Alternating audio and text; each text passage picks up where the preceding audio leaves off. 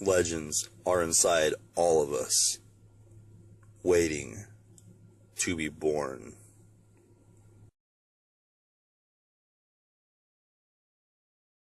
I met a man, he was a good man, sailing and shoring, dancing the beta can, making me foreign, ah yeah.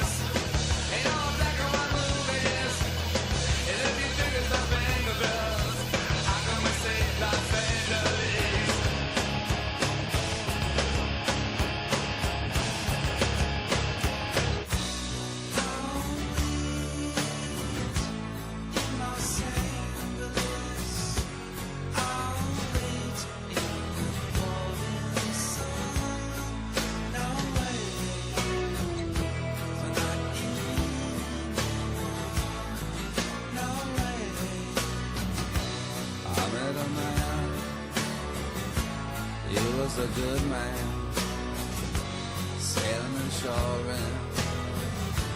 He got a Betatron man, talking that foreign. Ah yeah, oh yeah.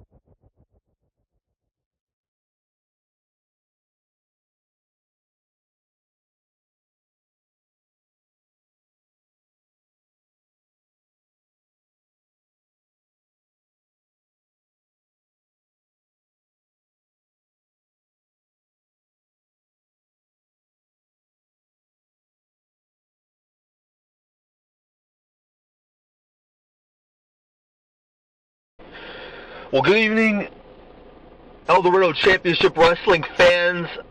I'm just now arriving here at the Staples Center, right on time actually, as I'm looking at the time I got here, getting used to the West Coast and their time zones.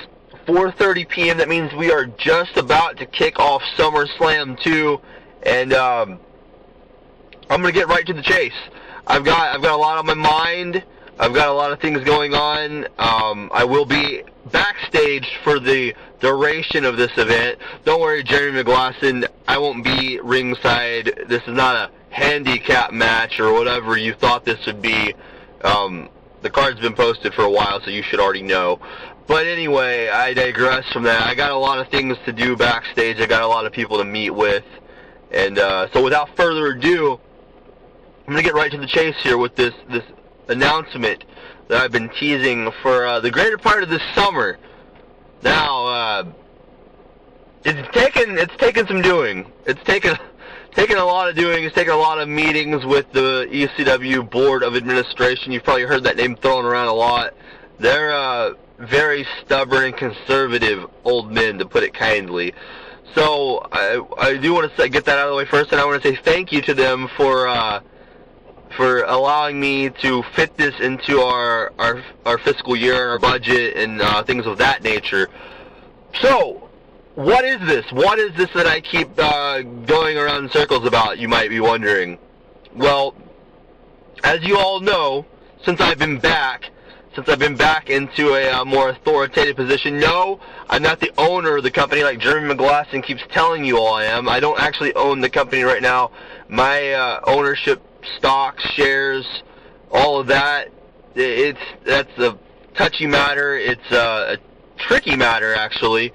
That's actually what the Board of Administration is here for.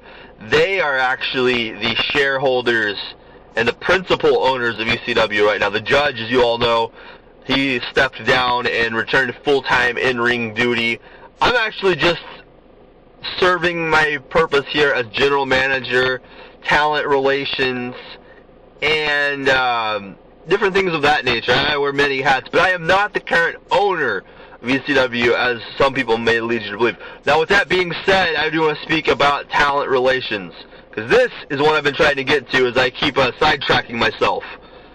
So, what has been added to the budget for Eldorado Championship Wrestling, not this year, coming up in the third year of our programming, which we have been renewed for the ECW network. We will be back on the air for a third year, coming soon, as we are now midway into our second year of programming.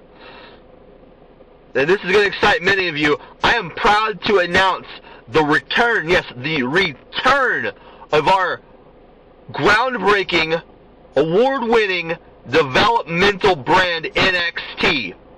Now, before I get too much further into what that means for ECW, I want to, for those of you, maybe some of you don't understand how big of a deal this is, I want to put it into as crystal clear of terminology as I can for you. I'm going to throw you a couple names here so you can understand why this is such a big deal. There's several names right now around ECW who are synonymous with NXT. We have BTB, the first ever NXT Grand Slam champion, first ever Intercontinental champion. We have the current Intercontinental champion, Aether Atomsk. We have SMC, the tough guy, whether you love him or hate him, he was a huge NXT staple. Mizaska, Hojo, Shawn Nice, both former two-time NXT champions. Ross Wheatley's a former NXT champion. So many names, ladies and gentlemen, so many names here. Aster Atomsk was a former part. Jimmy John. The list goes on and on and on here. Names who started off. AJ Hawkx, Mr. Money in the Bank, started off in NXT as a developmental signee in this company. Nobody knew who these guys were coming in. And those names that I've listed off to you, and more, there's more than that. Those names, they took the proverbial brass ring for themselves and shattered, exploded through the glass ceiling, and are now icons of this company. So what that means for year 3, what that means for the return of NXT, is we are looking for the next face of ECW. That's right, the next face. Not just the next face of NXT, not just the next big breakout star of NXT, no sir. We are looking for the next big face of ECW. And what that also means is there are some current members of the ECW roster who will be not getting demoted, as some people would like to believe. They're getting a fresh start on NXT. Some people will be returning to NXT. Some people will be starting off NXT brand new, like they just re-debuted in the company. Lots of big things are coming. And I can guarantee you this, that it's going to shake the foundation of this company. It's going to alter the course of this company. Now, I'll have more on that as the year progresses. I do want to say this. I have been traveling the globe, it seems like, so you haven't seen me as much on programming recently. I've came and went when I needed to, but I've been letting the other men of ECW do their speaking and carry out their task at hand. But in my travels, I have already picked up several new additions to this NXT roster. And let me tell you, there's a few names coming to this ECW NXT brand that you're going to want to write their names down and keep them in the back of your mind. Because when I say that they have the key to the success in their back pocket, they don't just have it in their back pocket. They got a padlock on it, so nobody is taking it from them. I've spoke with these men. I'll actually be speaking with them backstage tonight at Summerslam. And I have a very good feeling about a few of them. I'm not going to mention their names to you right now, but you'll know who they are when you see them. And to top it off, to conclude this message and to get on with the show, because we have such a big show, I don't want to take any more time away from it. I want to say this. Some of you might have caught the interview that Brian Cole had with Aether Atomsk recently on the ECW network, that exclusive, and it was a great interview, I might say. These young men that are coming into our ranks via NXT, Brian Cole will have exclusive interviews with each one of them, time permitting, if they can find time to do it. Hopefully each and every one of them will find the time to do it. I know a few of them will, like I said, I know a few of them for certain will. But, I digress again. Our newest NXT prospects and signees, Brian Cole, is waiting for you all. Wants to sit down and have a one-on-one interview with you and discuss your future in ECW. Now, with all that being said, ladies and gentlemen, that is all I have time for right now. I have to get back to the back. I'm here in the parking lot. I've ran over a few minutes extra than I planned. You see I'm still in my formal address here. I had to get to the back and meet with some other VIPs and some other people backstage. So with that being said, I will catch up with you all the next time there's some more breaking news like this to take care of. And in the meantime, I want to say thank you for tuning in. Welcome to SummerSlam 2, and I hope sincerely you enjoy the biggest blockbuster of the summer here in Eldorado Championship Wrestling. Have a good night. Ladies and gentlemen, this is Brian Cole here live for SummerSlam 2, the biggest blockbuster of the summer. As we just heard an incredible announcement there from Ryan Paul Jones himself. NXT will be returning next year to the ECW network. He has been out scouting talent across the globe. And speaking of NXT, speaking of people who had breakout years, let's talk about this man on his way to the ring, the only NXT Grand Slam champion to grace the Eldorado Championship Wrestling stratosphere. BTB, ready for action here tonight in our opening triple threat match. And yes, this is a triple threat Extreme Rules match. Tensions are definitely at an all-time high for these three men. It's going to be an exciting one, guys. I can't wait to get this show on the road. I have been waiting for this for weeks, for months, it seems like. And unfortunately, my colleague Brett Glass could not be here tonight. I'm calling the action solo. Haven't called a pay-per-view solo in several months, so I'm going to do my best to keep up with it, guys. Dash McNastybones on his way to the ring right now.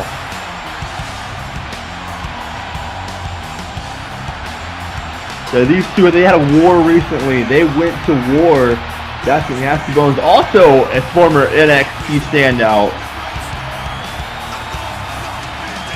And these two went to war, as I was saying, and the third man in this equation, AJ Hawkx, Mr. Money in the Bank, blindsided BTB after that match on Raw and put him through our announce table in an extreme manner. Very interesting to see how this one unfolds here, opening the show. We have so many more matches to come to, ladies and gentlemen. Huge lineup here for you guys tonight. Absolutely incredible. Definitely the best way we could end the summer here in ECW. Cold weather's moving in. We're over here on the West Coast, Los Angeles Staples Center for this night in particular. And we'd like to thank you all for tuning in here on the ECW Network and everyone here who has sold out the Staples Center in Los Angeles. Great hospitality for us here in the West Coast, the west side of the country. It's beautiful over here. AJ Hawkx is in the ring now. We're about to kick this opening match off. Here we go. Referee Tommy Morton calls for the bell, and there's a Russian leg to BTB's down already. AJ Hawkx is surveying here, trying to figure out what he wants to do. BTB Dash locking up, going head to head. AJ Hawkx is still just kind of scanning the action, maybe looking for an opportunity to strike. Oh, a block there. Blocked the head kick, and BTB, oh, Dash still on his feet. AJ sneaking in, big punch, down goes Dash off the third one. Shrugged off there, BTB with a drop kick.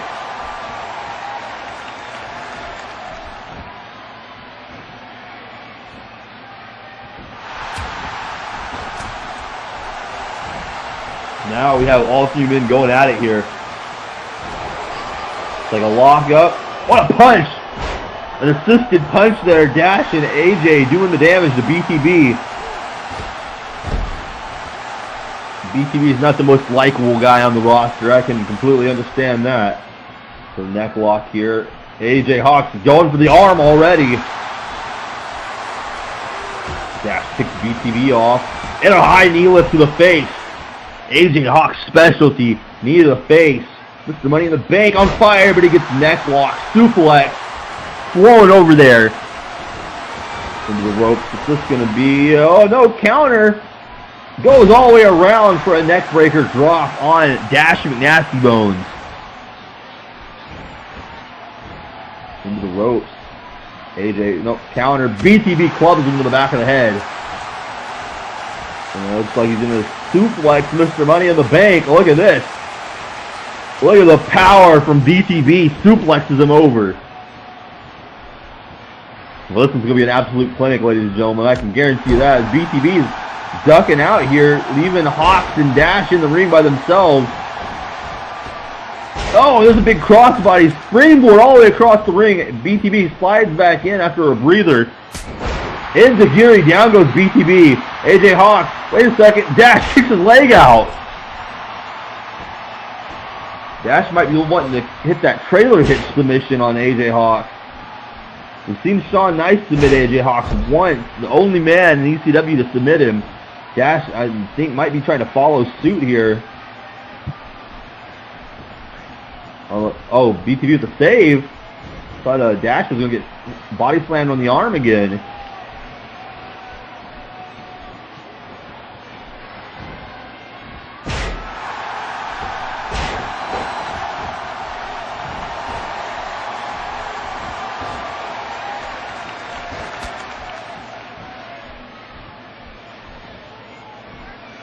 AJ with an arm wringer there, drops him.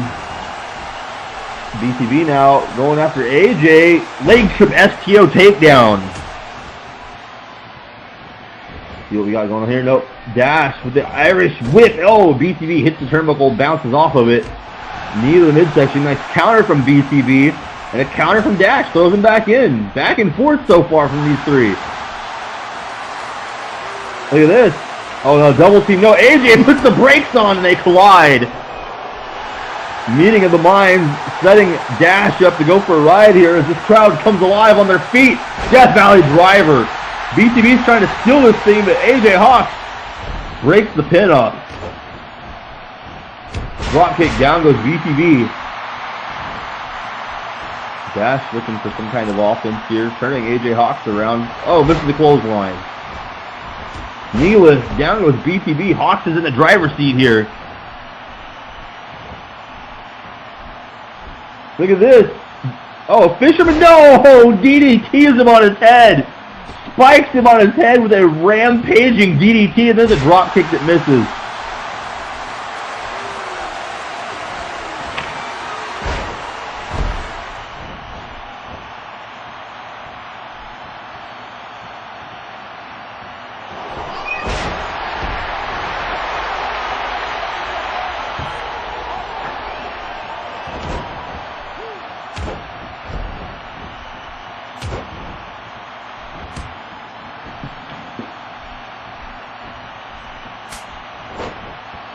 Dash McNastybones on the receiving end of some more damage here. Wait, oh, BTB. BTB's up top now. AJ Hawkx looking for a second Death Valley driver.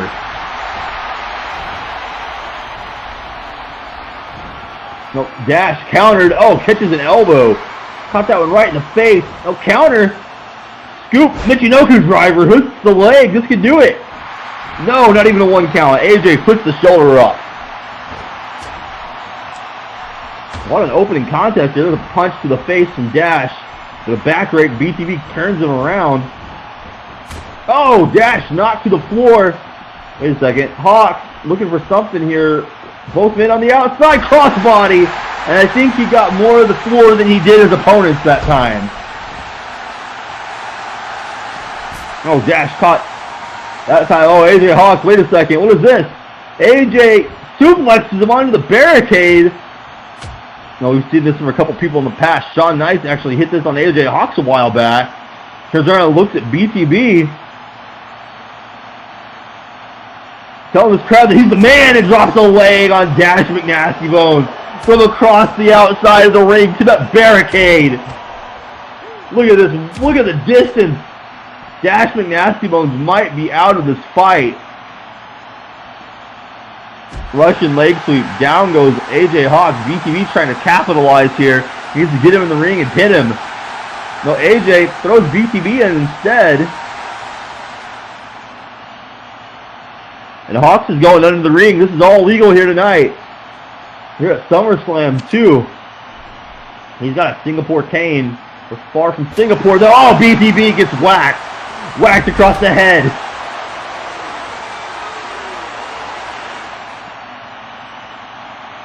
Dash wants a piece of BTB now. And he chucks him back under the ropes. Wait, oh my gosh. AJ Hawkx. Look at this. Capture, reverse suplex. Oh my goodness. And he's down from the impact as well. BTB again trying to capitalize here. Dash throwing BTB into the ring again.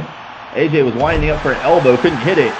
Wait a second. Full Nelson. Dragon suplex on the floor.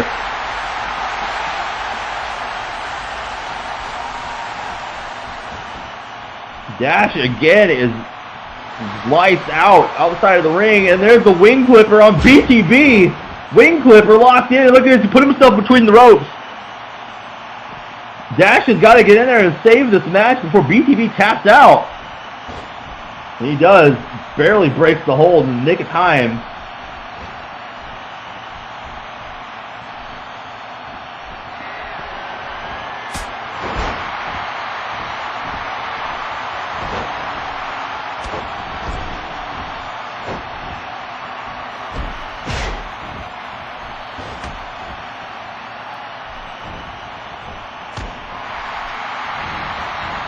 Misses that. AJ looks like he's trying to go to the top rope here. What's this going to be?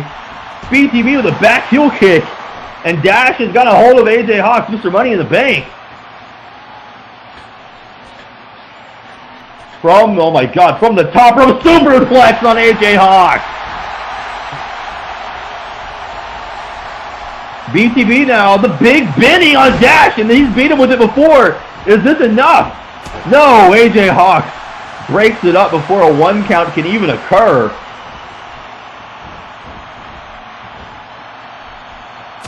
Oh. Knee to the face on Dash. BTB was knocked down. Wait a second. Hawkx with the rolling pinning combination. This can do it. 1, 2. BTB's in. 3. That's all. AJ Hawkx steals this win. Steals it from Dash McNastybones. What a finish.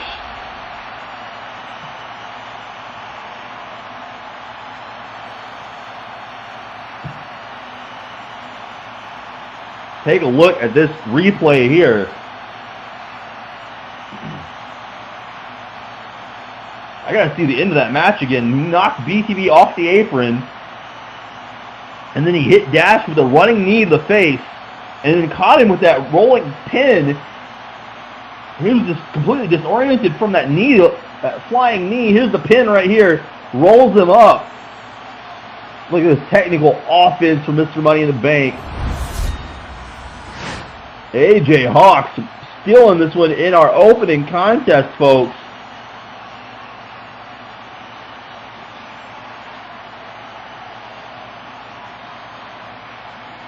Unbelievable. Round of applause here for AJ Hawkx. You got to give it to him, you know. As far as pay-per-view competition goes, his only defeat thus far this year has been when he and Riddle lost those tag team titles at Extreme Rules 2. Great performance here from Mr. Money in the Bank.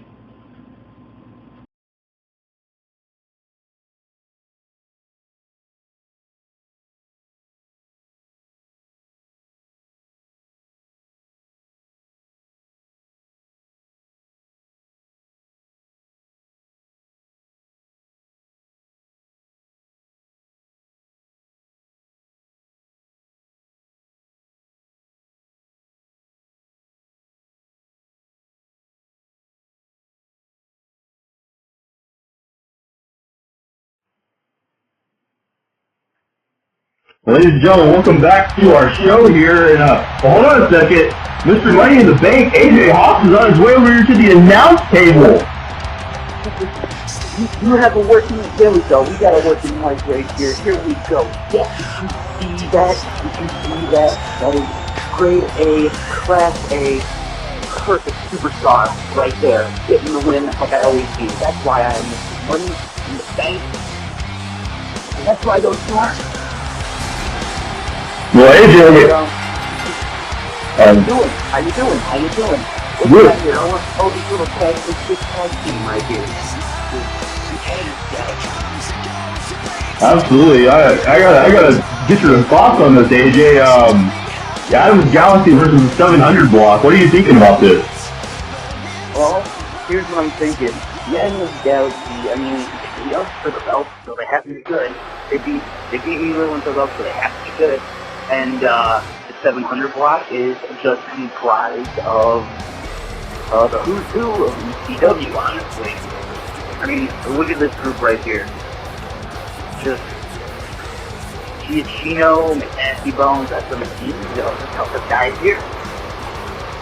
And I don't know, I have a feeling that the Adam's Galaxy is going to be in trouble. Because, I mean, they're good, but they're young, they don't have that experience. And that's what they need in this, because these guys are just blowing out all the time, and those belts off. I have to agree with you.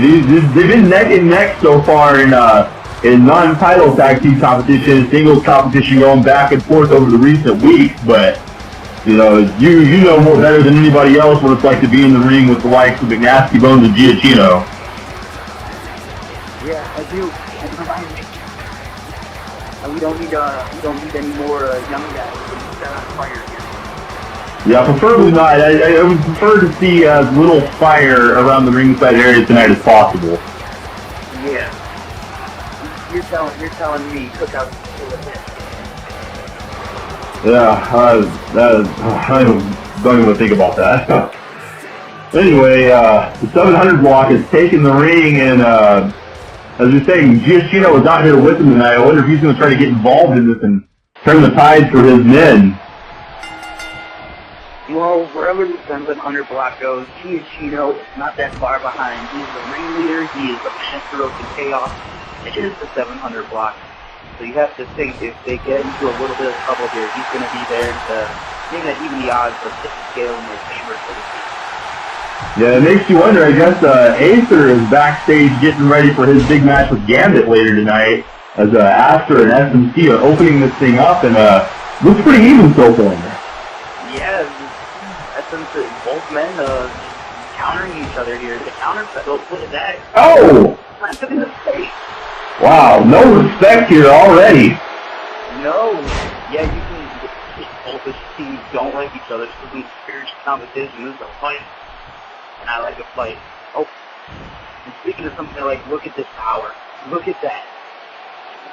Wow, that's the tough guy right there bringing the fight. Look at this, just showing him. The toughest man on the planet right there. Picked him up like he was nothing. Oh, wait. Oh, wait a minute. What a shot. Oh my, this is getting really fast here.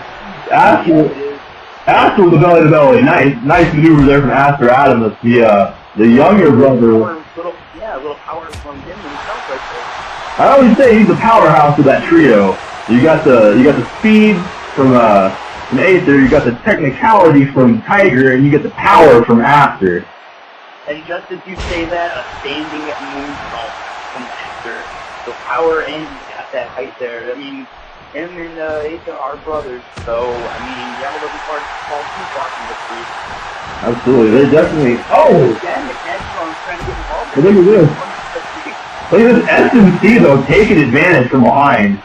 That's the numbers game of the 700 block right there. He drops that elbow. Yeah, it is. He picks him up and drops him on the back of his fucking head. And now he's... Oh, you see right here, this is how you know the 700 blocker jerk. He's just digging his fist into his side of his head. You know, S&C has always had a mean streak. He came in very aggressive and was ruthless when he started. And, you know, he kind of turned around a little bit and embraced the fans. But ever since he aligned with McNastybones, look at this. Wait a minute. What the? Oh, man, how was McNastybones with some agility here tonight. Yeah, you're telling me I'm over here calling all these moves right here. This is your job. I'm supposed to be here to be funny. What are you doing? You're just over here marveling at all these moves, and I'm the one calling the action. I mean, do I have to be Mr. Money in the Bank and Mr. Master Commentator too here? Come on, get on the game. Well, hey, you know, I'm sure the fans watching at home, AJ, I'm sure they're glad you're calling the moves for what you're doing there. I'll try to do a better job for your sake. Because I am a student of the game, but I mean, I'm not a commentator. I'm a wrestler. So, I mean, this is what you get paid to do. You can't have me do it better. Well, look, AJ, looks like we're going to get an up-close look here. They landed right in front of us.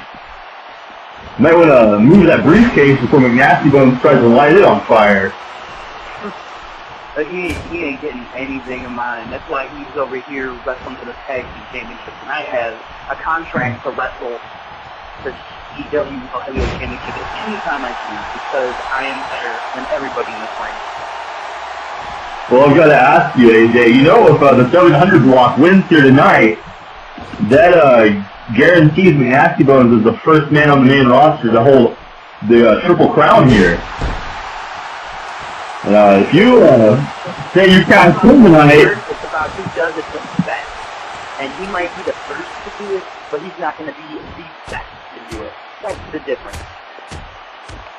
Oh, I guess we'll see about that. You know, you cash in here tonight, you would be right there with him. If he wins and you cash in and win as well, you're one title away from triple crowning yourself, because you've really cleaned the house as far as championship goes in the last year and a half, it seems like. Taking this company by storm. I kept saying it. I mean, over and over, week after week, I was like, I'm the best this company has seen. I will continue to be the best that this company has seen. And how is that not a disqualification? He is kneeing him straight in the ball. What is up with your ref? I don't know. I would say the referee maybe has a bad angle there. If he was looking from the top down, maybe if he would have been in a better position. You got some more tag team work going on here. What in the world? Oh! What do you call that move, AJ? You probably know better than I do. I called it out. I think Aster needs to make a tag here. Tiger is fresh and sitting on the apron a long time. He needs to interject himself in this match. Well, this is definitely what you were talking. This is definitely what you were talking about. You experience the toughest powerbomb in the world. Platinum with it, and now he's setting up for it. Well, the crowd's coming to the feet. Giachinno's telling him to go for the kill here. Oh, that's gotta be it. Broke him. He just broke him in half. He's not coming in to break up the pin. That's it. New tag team champions here tonight. That ended a lot quicker and a lot easier than I thought it would. That was just a one-sided finish. I definitely thought we were going to see a longer matchup. The last two matches against American Outlaws went a lot longer than that. Those had Blade Wyatt in them. Yeah, Blade Wyatt. We'll talk about him a little bit later tonight. He's fighting for the Hardcore Championship, believe it or not. Anyway, this is a story right here. I choked on my catering here. Somebody gave him a title shot. Yeah, this is the story right here. SMC just, as you said so plainly there, broke Aster in half of that spear. And listen, the crowd has gone completely silent. They're just in complete shock and awe right now at this sight. I want to know why Tiger didn't interject himself in the match here. I feel like something might be wrong, or maybe the tension in the ranks right here, because if I'm a multiple-time tag team champion.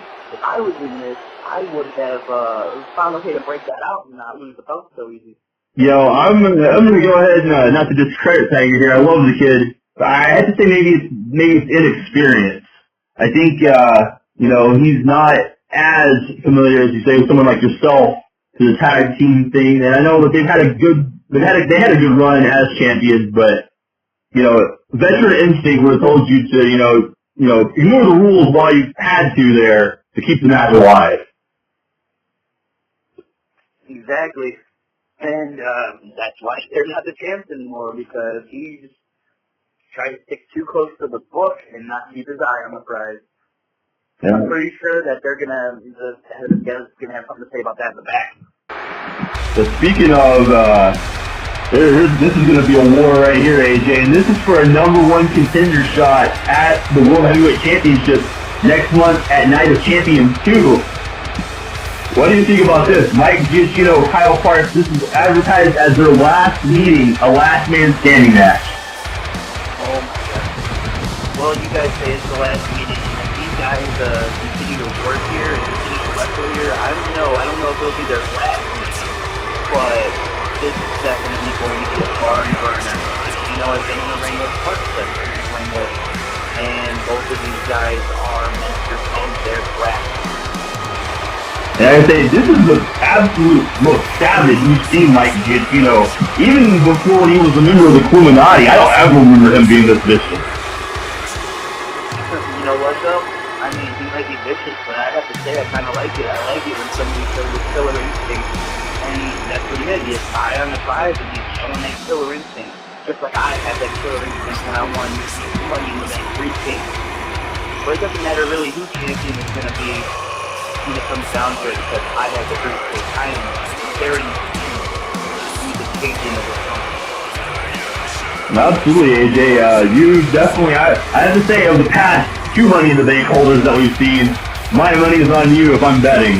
Yeah, I guess you would say that some people say that being Money in the Bank holders hurts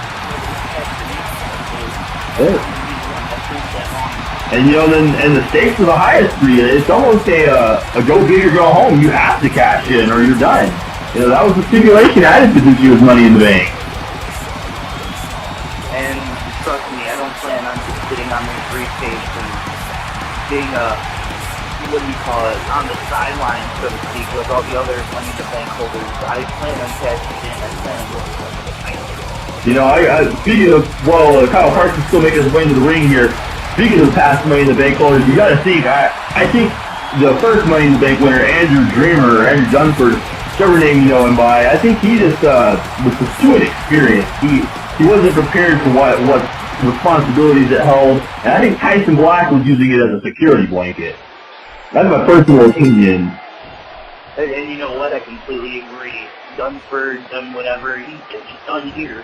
But, yeah, he was a big old green boy that had no idea what he had in his possession, and he's just like, I guess I'll cash it in. And then he got beat because he wasn't taking anything too seriously. Yeah, Tyson Black was a chump anyway, so, I mean, as big of a... Look at it, wait a minute, I'm going to shut up here because Giachinno got the steps and he's beating. Oh my god! Wow, this match is already broken down on the outside of the ring. The ref keeps restarting the count because Giachinno wouldn't stay down long enough to even get a 2 off. Being taken behind the proverbial woodshed and being put to sleep here. You know, I listened to the words that Kyle Park said on SmackDown just a few nights ago, and I still think that he can't wrap his head around the idea of this whole scheme that was the 700 block. Mike Giachinno posing as his friend and then breaking his ankle and then turning SMC on him as well. I mean, you know, Kyle Parks really takes that friendship backstage for granted, and, you know, he's paying for it right now. Well, Kyle Parks, that's another thing. He lets his emotion guide where he's going instead of being focused and being a thinking man competitor. He makes friends backstage, he makes enemies backstage, and then he doesn't take into account the character of the people that he hangs with. You could definitely look at his history with Jeremy McGlasson as an indicator of that. It's a very, very good point there, AJ. Look at this. Oh, you see that chop all over here. There you go. He's gonna turn his chest purple. He keeps hitting him with those. Oh. Going in some shots right there. Those look pretty tough. Those I think he's gonna realize what's at stake here. He cannot afford to lose this match tonight to Mike Giachinno. No, he cannot. There's too much on the line. Well, honestly, for both of them, too much on the line to go silently like the Ennis Galaxy did into that good night. Yeah, absolutely. You know, and ironically enough here for both of these men, the World Heavyweight Championship is really the turning point for both of them. It all started when Mike Giachinno, out of the kindness of his heart, gave Kyle Parks that title shot at WrestleMania. It did, and took advantage of it. Whoa. Look at this. Look at this, AJ. Suplex from the machine. Look at the power. Oh. Had him up there for a bit, too. And do a little rotation there. He's letting all the blood rush to his head and then dropping them. Kyle Parks. Now, I know you've never experienced that, but when you get held up there for such a long time and the blood rushes to your head, it makes you dizzy when you come down. Victoria, so when you get flattened on your back like that, you're not feeling the back. I'm sure probably knocked the wind out of you too. Just from guessing here, that was a pretty stiff impact on the mat there from that suplex. And now he is just beating him like a proverbial redheaded stepchild with that pain. And like I said, this is that Main Street Mike Giachinno. He's more than a machine. He's just like a monster now. Everything he just does, the monster Mike Giachinno now. I guess so. I mean, he's been on this warpath and just destroyed everybody. Kyle Parks is softening him up in the corner here. Oh, look at that. There's some lucha right there. Whoa. I don't know if that's going to be enough. I don't think so. The referee's counting for Giachinno now. Up to 2, 3. I mean, did a little bit more damage to Giachinno than expected. He's taking his time getting up here. Yeah. Well, he doesn't have to get up before 10 as long as he doesn't stay down until 10. Look at this. Right in front of us now. Yeah, and he just jumps Parks to the outside. And it looks like Giachinno. Randomly, the referee just running off there. You better start that count. Giachinno's under the ring, and he's just taking his time. Oh, wait a second.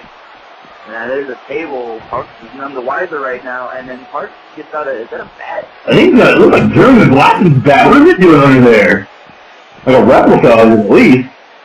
I don't know why Jeremy McGlasson just leaves all his crap there. I think he's going to take that from AJ, this is looking dangerous here. What is this? Wait a minute. Oh my God! That's got to do it. That has got to do it. Say that is good night. And that's something new. We've seen that from Giachinno before, but never to the outside through a table. That's something new he added this year to his arsenal. Right. Now look at that. Oh, he's talking about faster. Oh, he put right back down though. I think Giachinno wanted the match over there. He doesn't seem too happy about it. Yeah, off the workhorse confidence there by Parks. Parks goes back in the ring here. trying to get his wits about him. He's been smacked pillar to post right now by Giachinno. Oh, but he's got that kendo stick, and Giachinno has a ladder. I have no idea what he's going to do with this, but it is definitely not going to be good. Oh, he's going okay. He speared him with it. You see the kitchen sink under there? They've about drug everything else out that I can imagine. And that ladder just trying to exit stage left and then kicked it straight out. Wait a second. Again, throwing him over the ropes like yesterday. It's garbage. I gotta say, this is looking bad for Kyle. Kyle Parton. Is the ref swinging the... What is he doing?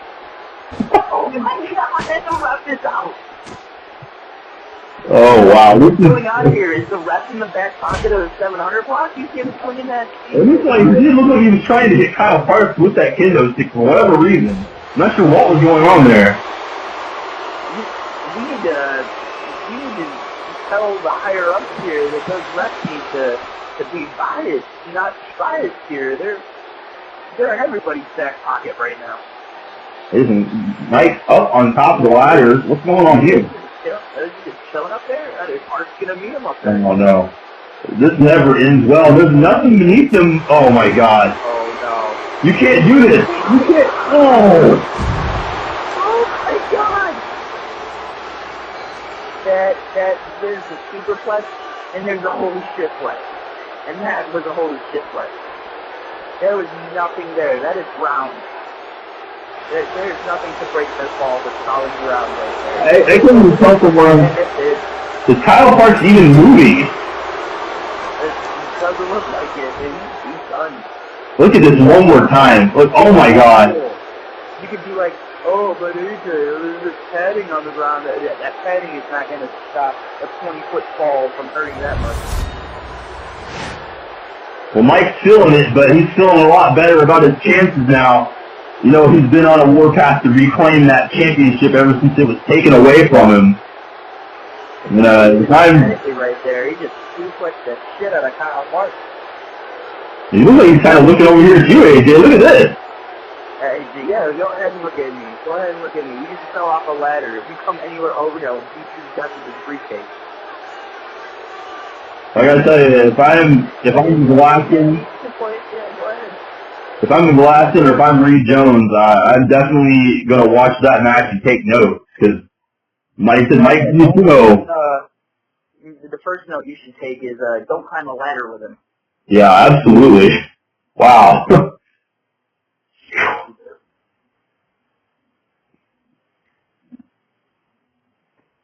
So who catered this event?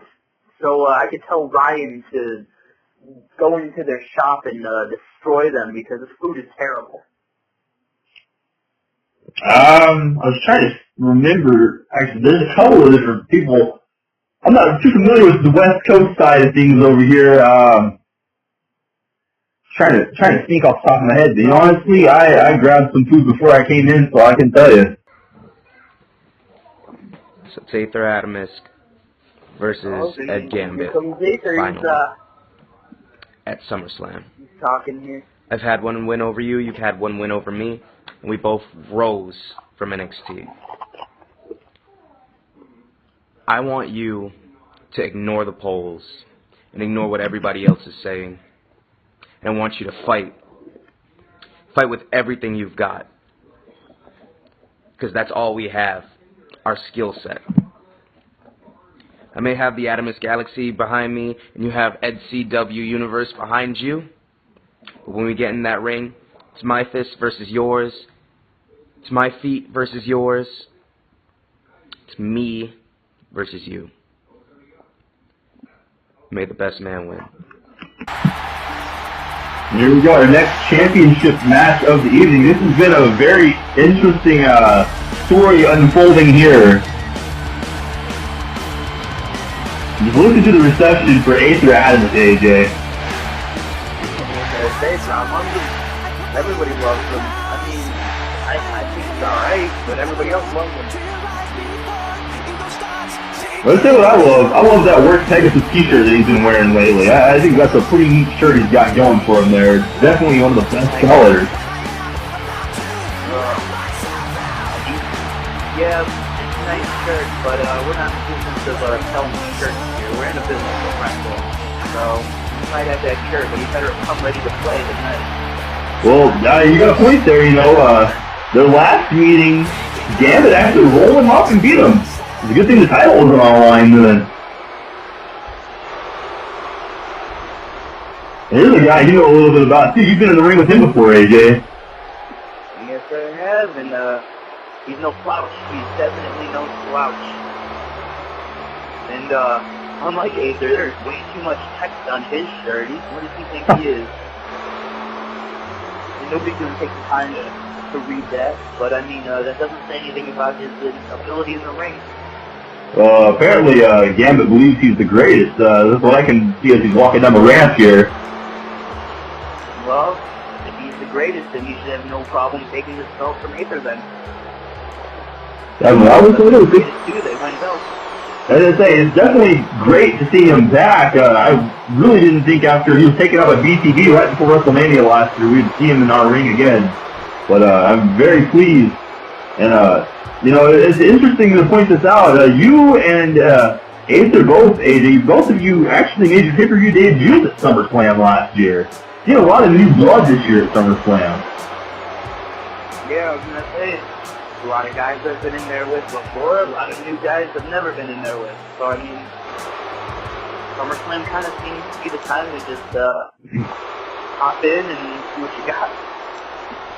Well, we're getting the official introductions out of the way here. What do you think about the announcement of the return of NXT?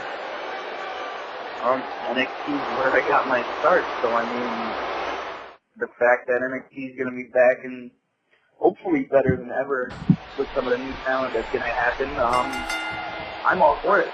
I think it's great. Here we go, some walking up. These two have been very technical in their last couple of meetings. Actually, the first two times they met one-on-one, hard to believe that they did meet a year ago when they were almost looking like they were contesting for the television championship at one point. But, look at this. Just back and forth so far. Excellent right there. They are just great back and forth right here. There we go. Hold, they think they know each other's moves. Right now, hold for hold like no other. Well, this is right up your alley, AJ. You love this technical wrestling. Oh, Aether's going to punish. There's nothing technical about a punch in the face. This, up against the ropes. Uh-oh. Bye-bye, Gambit. Oh. Where's he going? He's going the wall. Whoop. And there he goes. Oh, my God. Low. There's something to the crowd here.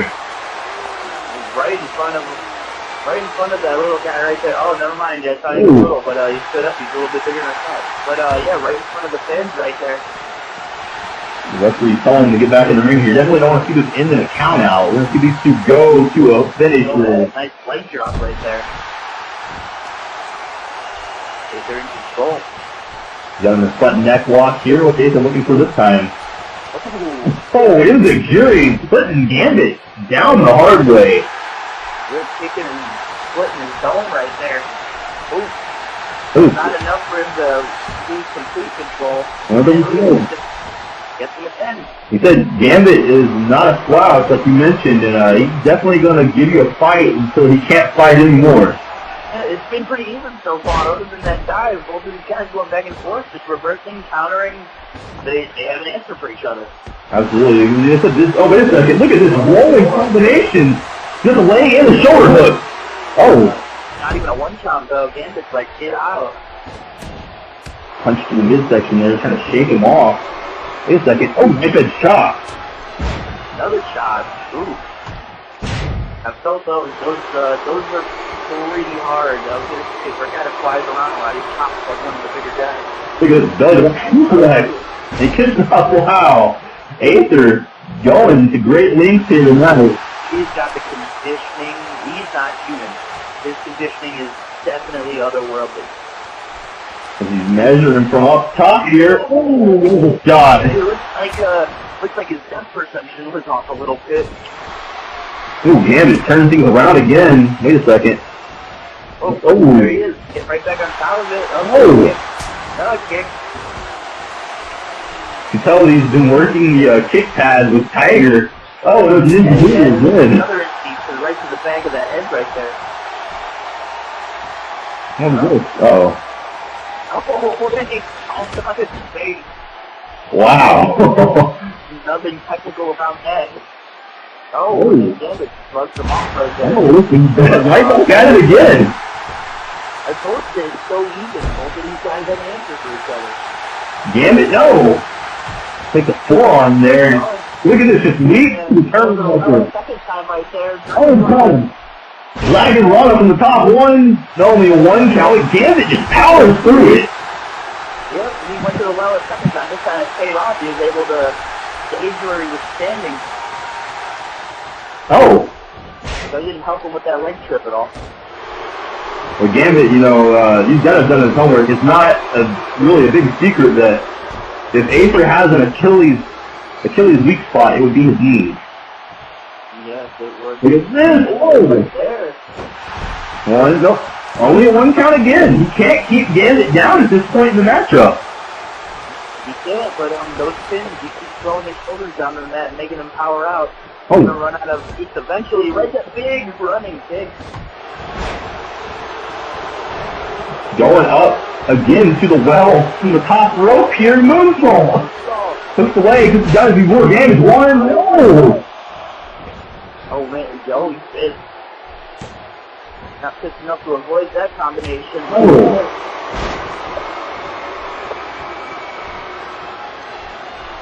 Oh, running into the left right there. Oh, he's Look at that. The referee is down. And then he's right back up. Nobody can keep anybody down. The referee called it inverted super kick, and there's a shining lizard from Aether. Damn it, look at this, wheeling himself back up. This is an incredible match, AJ. I don't know who's going to pick this one. There we go, that rolling pin combination again. And out at one again, Gambit not having any of his shit tonight. I'm going to ask you, somebody who keeps kicking out at one, what do you... Oh, hold on. That was a super kick there. That's what he was looking for. What do you do to a man who kicks out at one every time? You hit him really, really hard until he stops kicking out at one every time. Or you break his arm so that he can't power out. Oh, well, let's do it. The arm, he comes that forearm, got all of it. Gambit's got to turn things around here. He's trying to do it, looks like, and look at this. That little tribute to the Great Muda there with that one. Oh, and look at that. Oh! Showing off now. And again. Such a show off, and he's getting all that greasy hair sweat, and he's dropping it on Aether right there before he drops the bow. I'll tell you, that's one way to slow Aether down is drop elbows on his chest over and over again. Counter there. Oh, I don't know if he's going for the. I don't think he's going for the Big Bang, maybe. And again. This is the old Gambit coming out. This is the Gambit that Aether should remember. How many times is he going to shake his hair off at him?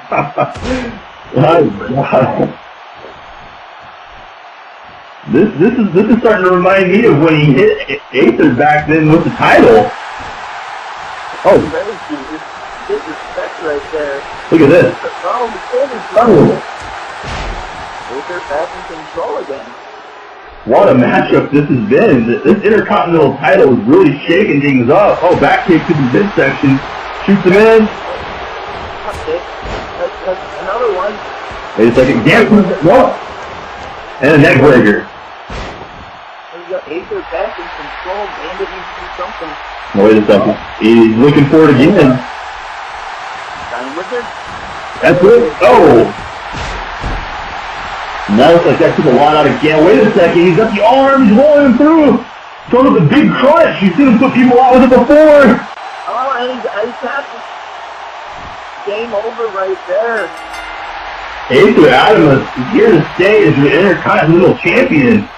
Right there, that dragon run, he's completely missed it the first time, but that second time right there, he's able to get it. All these different pinning combinations, Gambit kicking out at once. You think maybe he exhausted himself kicking out so often You know, he said he was forced into these pinning situations, and he had to kick out. He knew he couldn't stay down and afford to even get close to that 3 count, but by the time this is locked in, no good. Aether's just like, okay, I can't pin him, I'm just going to make him tap. And again, that training with Tiger Baraki, it looks like it has paid off in dividends for Aether, as that has become a staple of his moveset this year. Tiger with that MMA background, figured he'd teach his boys what he knows, and yeah, like you said, paid dividends right there, because he's still champ, and damn it's not. Well, I gotta ask you the big question here now, AJ. Who do you think's next for Aether? He took Gambit out, he defeated BTB for the title, had a couple of open challenges here and there on SmackDown that seems to be his thing, but you know, who can challenge him at Night of Champions? 2 words. Blade Wyatt. Blade Wyatt? No, I'm kidding. But, no, he's one of those guys that, people sleep on him, and he just comes through big. He's beating a whole lot of guys back there. I'm not sure who is going to step up and, face him next. But they better come ready to play because Aether just keeps mowing them down. He does indeed. He said it in my interview with him a few weeks ago. He's the man to beat right now, and he's really wanting to take that title to new heights, and that's the way to do it. A big win at Summerslam like that. So when are you and me going to sit down and do an interview, huh? Trying to find time. You're a busy guy yourself, AJ. You know, trying to check schedules here. I'll get back to you on that. I'm sure we'll get you in soon enough. I was gonna say, you keep interviewing all these guys, you keep some money in the bank, and I'm going to sit down with you and keep his mind on what goes on here in ECW. Yeah, absolutely. I'm sure, you know, the fans will want to see all this Money in the Bank, and our past Superstar of the Year has to stay looking, you know, the rest of the year coming up here as we're passing the midway point of both SummerSlam and U2 right now. If things keep going the way they're going, you're going to be looking at a 2-time Superstar of the Year there, but... No, I can't argue with you. Like I said, that Money in the Bank contract, that's a big opportunity for you. Probably the biggest opportunity of them all. It is. I've been in the ring for that title before, but now this right here, this baby, it's basically the Willie Wonka golden ticket right here. Cash this in, I walk out with a belt. Right, and speaking of the belt, here's Ed Gucci. What are your thoughts on Ed Gucci this year, AJ? I don't know. He's good. I mean, there's no denying his in-ring ability.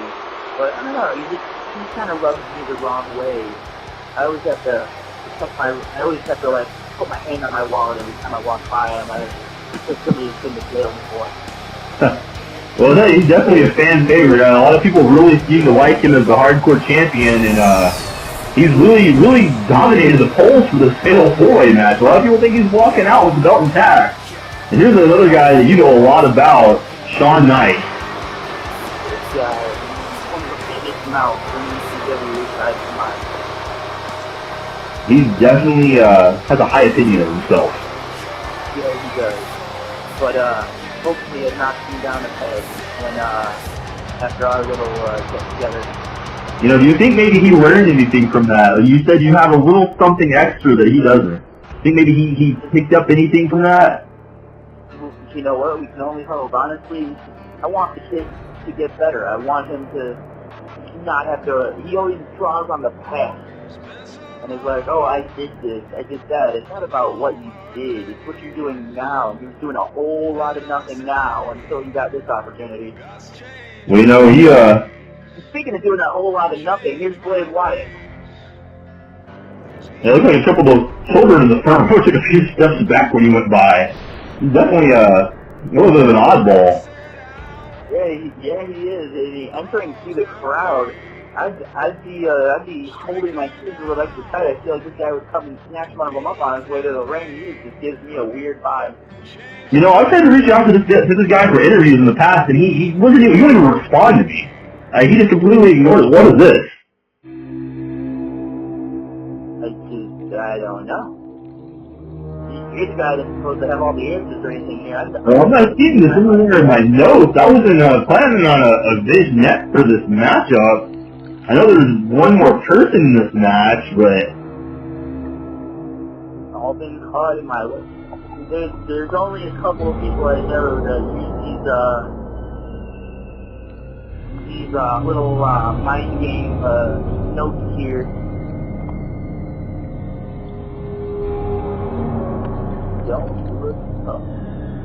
wait a second. I know what this is. But I'm not about to look up. Oh no. Yeah, that's what I was afraid of. Well, there's our fourth man in the matchup, and the man who has been stalking Ed Gucci for months now over that title.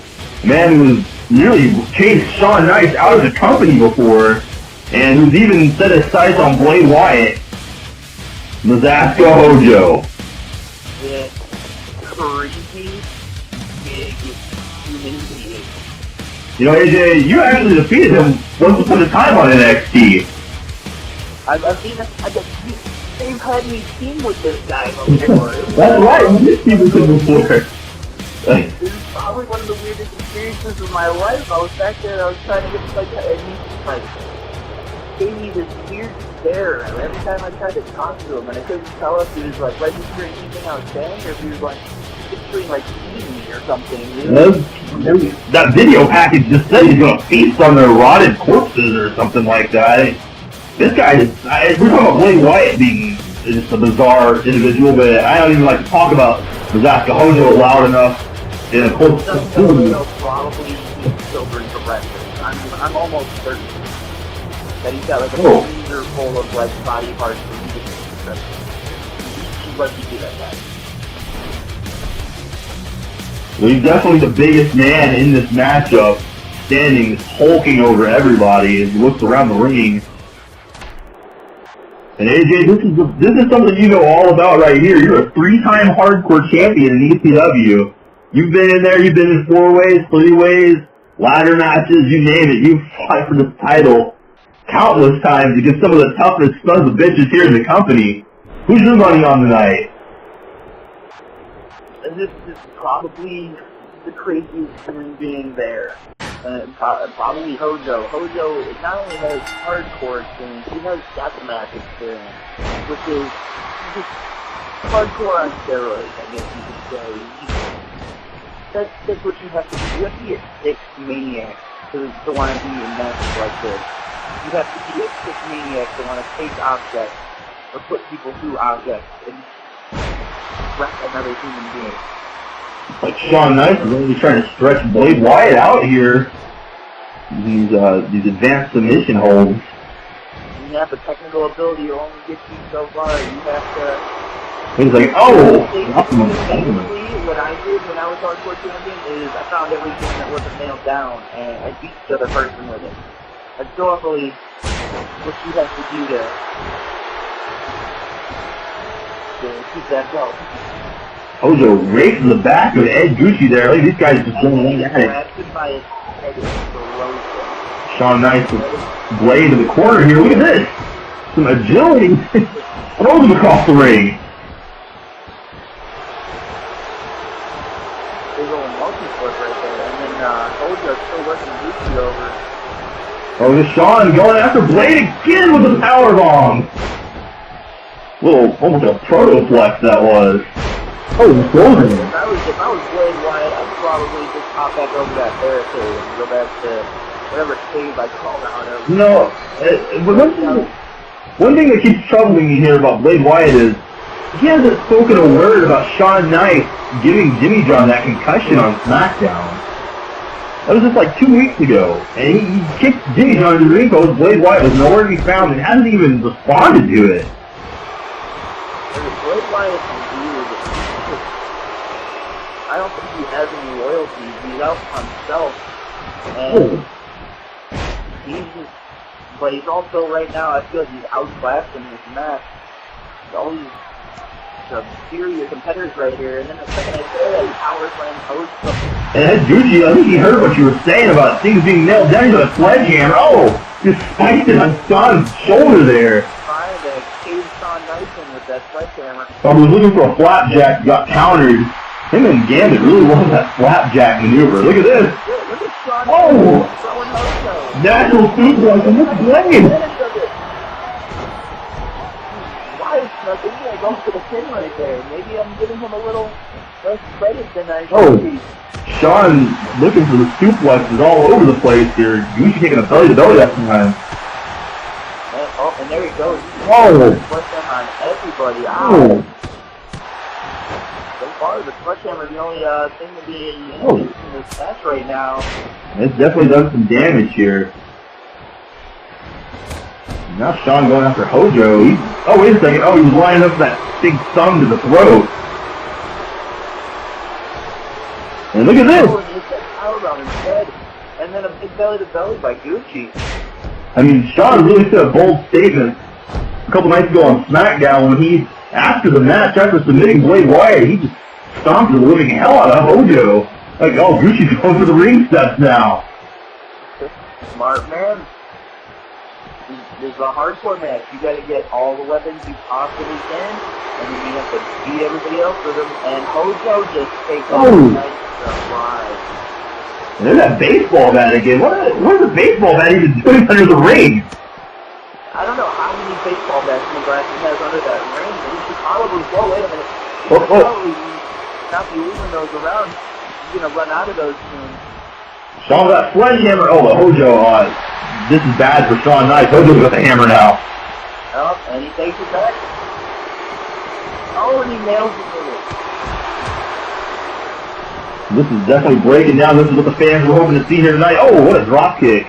It looks like Blade collided with Ed Gucci on the way down there, but Gucci didn't fall. Blade did. Yeah, Blade must not have been heavy enough for that to have any effect. And Sean Knight, look at this. Oh, there's a move you like, AJ, that Fujiwara armbar. I love it. Works the joint, works that shoulder too. You put that on long enough, you're going to dislocate a shoulder right there. And then what are you going to do? Nothing. Oh, wait, look at this. Oh, no, Sean's in trouble. Look at the ring steps around. Oh. Wow, he's going to fill that one tomorrow. Everybody's going to something. Oh. Wyatt and Hojo doing some work right here on Gucci. Wyatt hitting those ring ropes with the steps. That's not who you're facing, Blade. You need to put that out. Hojo takes Gucci for a ride there. Oh. McGlasson taking a mover here. Oh, Gucci. I don't think Gucci knows what's coming here. Blade's measured him. Oh! And then he gets tripped up by Sean Knight. Oh, man. He's definitely broken down. Kudos to the ref for keeping a hold on the destiny here. We got bodies everywhere. Sean taking it to Gucci, Blade taking it to Hojo. Surprisingly being up in this match right now. Absolutely, this is anybody's match right now. Look at this. Hojo going for a ride again, Natural Suplex City. Yeah, he fucked the hell out of him. There's Gucci going for the cover off it, but Knight's like, no. Oh, and he's a close line there. Trouble. Hojo's wait a second. Oh, look, two pins. Two pins, who's out of here? How does the referee even count that? Dude, I don't know. Oh. Yeah, I'm gonna say you're right about Blade. He's definitely holding his own in this match. Definitely the only one. Earlier he was getting outclassed and outmatched, and he just throwing his head. I think Gucci took the worst of that, and Blade was on top of him. Well, Blade has a pretty hard head, so. He always says that he bleeds for the company. Oh. Looks like Hojo got suplexed on the Gucci, and Hojo looks like he's been knocked out. Oh, wait a second. Where's the ankle lock? Nope. He's out of it. And then he punches Wyatt in the face. And a little headbutt right there. Over the cover. 1-0. And Mizaska Hojo is still out from that suplex. Yeah, he's not moved. He is literally staying still. You might think he's dead. He might have gone back to the afterlife right here. We see how about him. Wait a second. We got Gucci going for the south side screwdriver. And then Bray Wyatt goes to the cover. What the hell is going on? Both men trying to cover Shawn Nice and both can't win. Well, I guess that just shows the disdain for Shawn Nice here tonight. Look at this. Oh, and he slammed it up, and Hojo is coming up. Well, this match is broken down to pure anarchy.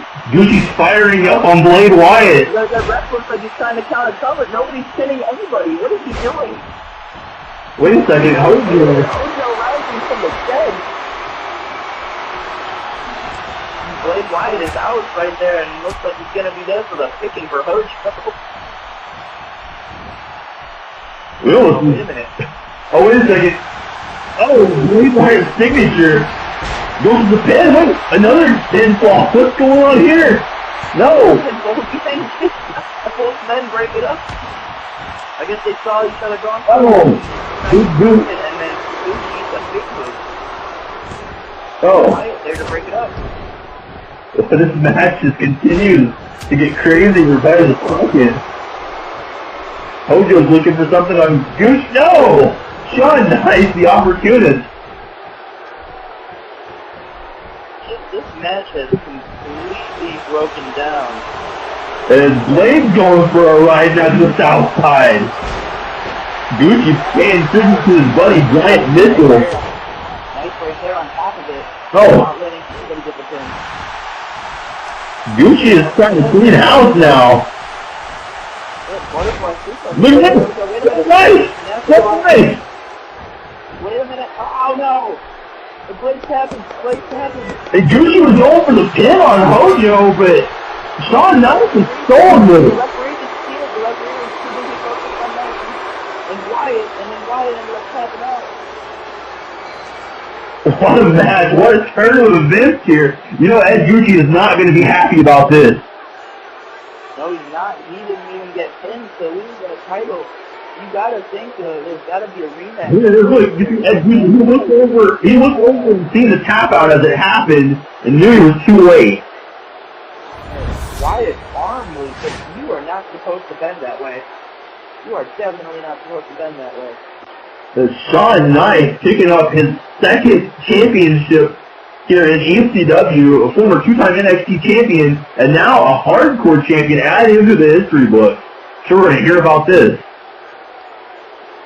Well, he got himself a prize. Now let's see if he runs with it or he flops with it. Because, like I said, since he didn't get pinned, you have to know that there's going to be a rematch there at some point. Absolutely, I can't see Ed Gucci not going for his rematch clause. Honestly, I believe he'll go for it this week if I have to take a guess. I was gonna say that sounds like a good idea to me. I'd want to get my belt back as quick as possible and make a mockery out of his title reign. So. Well, you know, he was talking a lot about breaking McNastybones' record as the hardcore champion, and he was tied with it. Tied with that 12-week mark. He's really been dominating as a hardcore champion. The numbers in that Fatal 4-Way caught him. That's what, you know, you always have to be worried about in those Fatal 4-Way matches. Yep. You definitely have to, because anybody can come from anywhere and pin or submit anyone, as you just saw right there. It doesn't have to be you. So if you're in there with somebody else that is definitely not of the caliber and they lose it for you. Absolutely.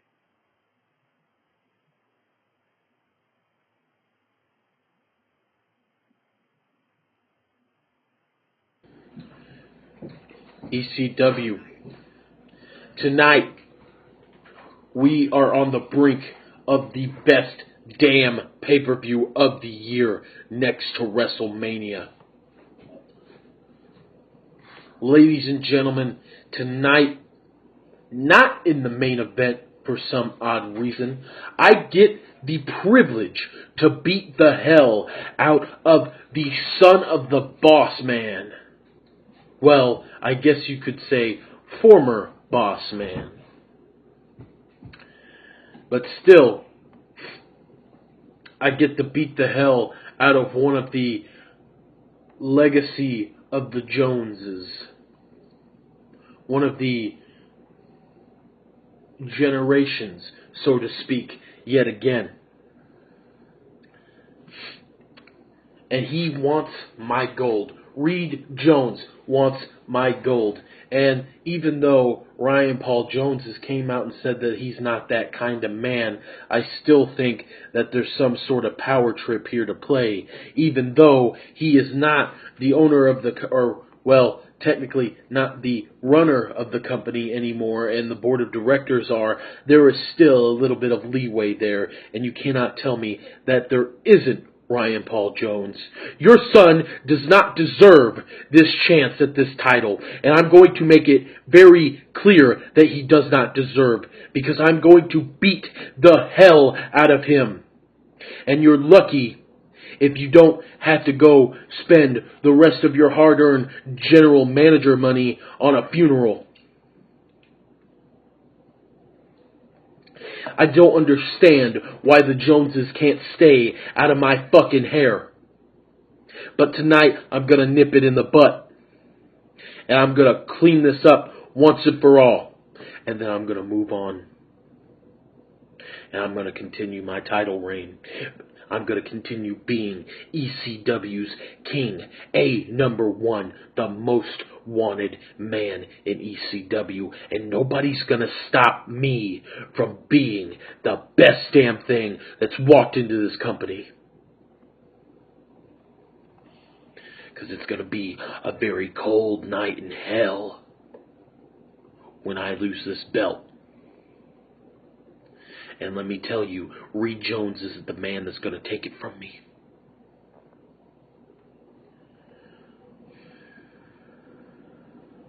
It may be hot because it's SummerSlam, but let me tell you, the strapping young lad, the king of ECW, is very, very cold. And another thing, I'm seeing a lot of talk about how me being a champion is a joke. Do you really think I give a damn if you think I'm a joke? Because I know I'm the best. And I am a fighter. I'd never back down from a fight. And if anyone's got a problem with it, they can come meet me. SummerSlam. Prepare to witness. Prepare to witness the life, the death, and the destruction of the future Reed Jones.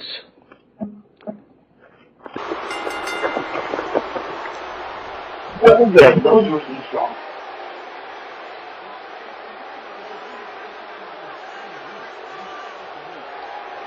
The hell is his problem? I do not know. He's always had a problem like this. He always had a problem with pretty much everybody on the roster.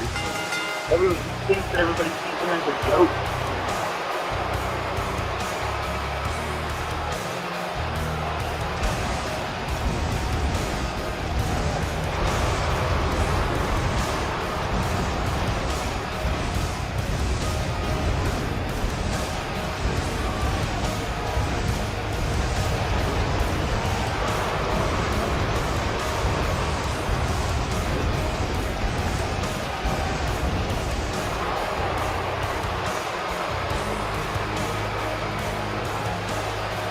Wait. He's got that millennial attitude, honestly. He thinks that he should have the world, and he doesn't want to do anything doesn't want to do anything to earn it. He thinks that, like, the little bit that he's done to cement his legacy already, and that he's giving everything on a silver platter. You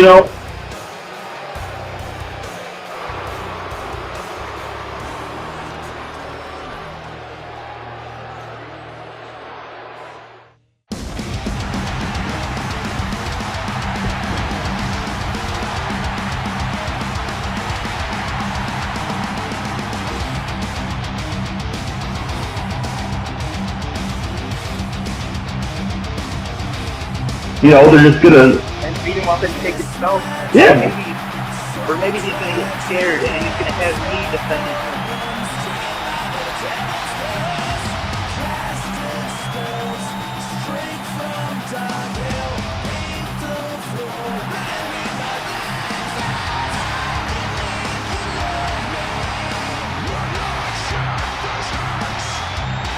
In that Inferno match.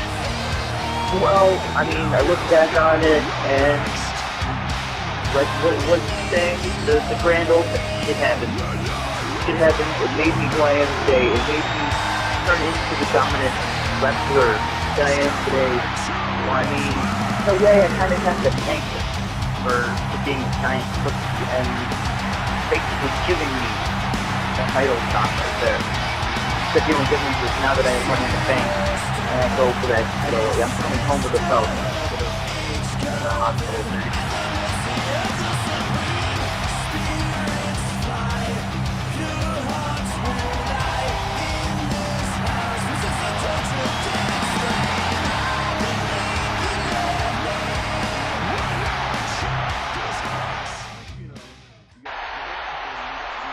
If you had to cash in on one of them right now, who would it be? Well, here's the thing. I have a lot of respect for Reed Jones. I've been in the ring with him countless times.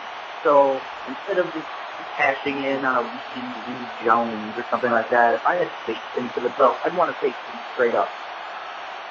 Now, McGlasson and Giachinno, on the other hand, one's a scumbag, one's a jackass. So if one of them was to, I don't know, walk out with the belt and they were all super tired and worn out and about to head up to the ramp thinking their night was done, only to see me beat the shit out of them and take their belt, I wouldn't bat an eye at them. Especially Jeremy McGlasson, being the giant herd of this company that he is, the disrespect to this belt.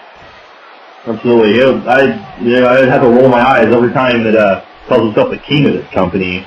I don't think he's earned that title.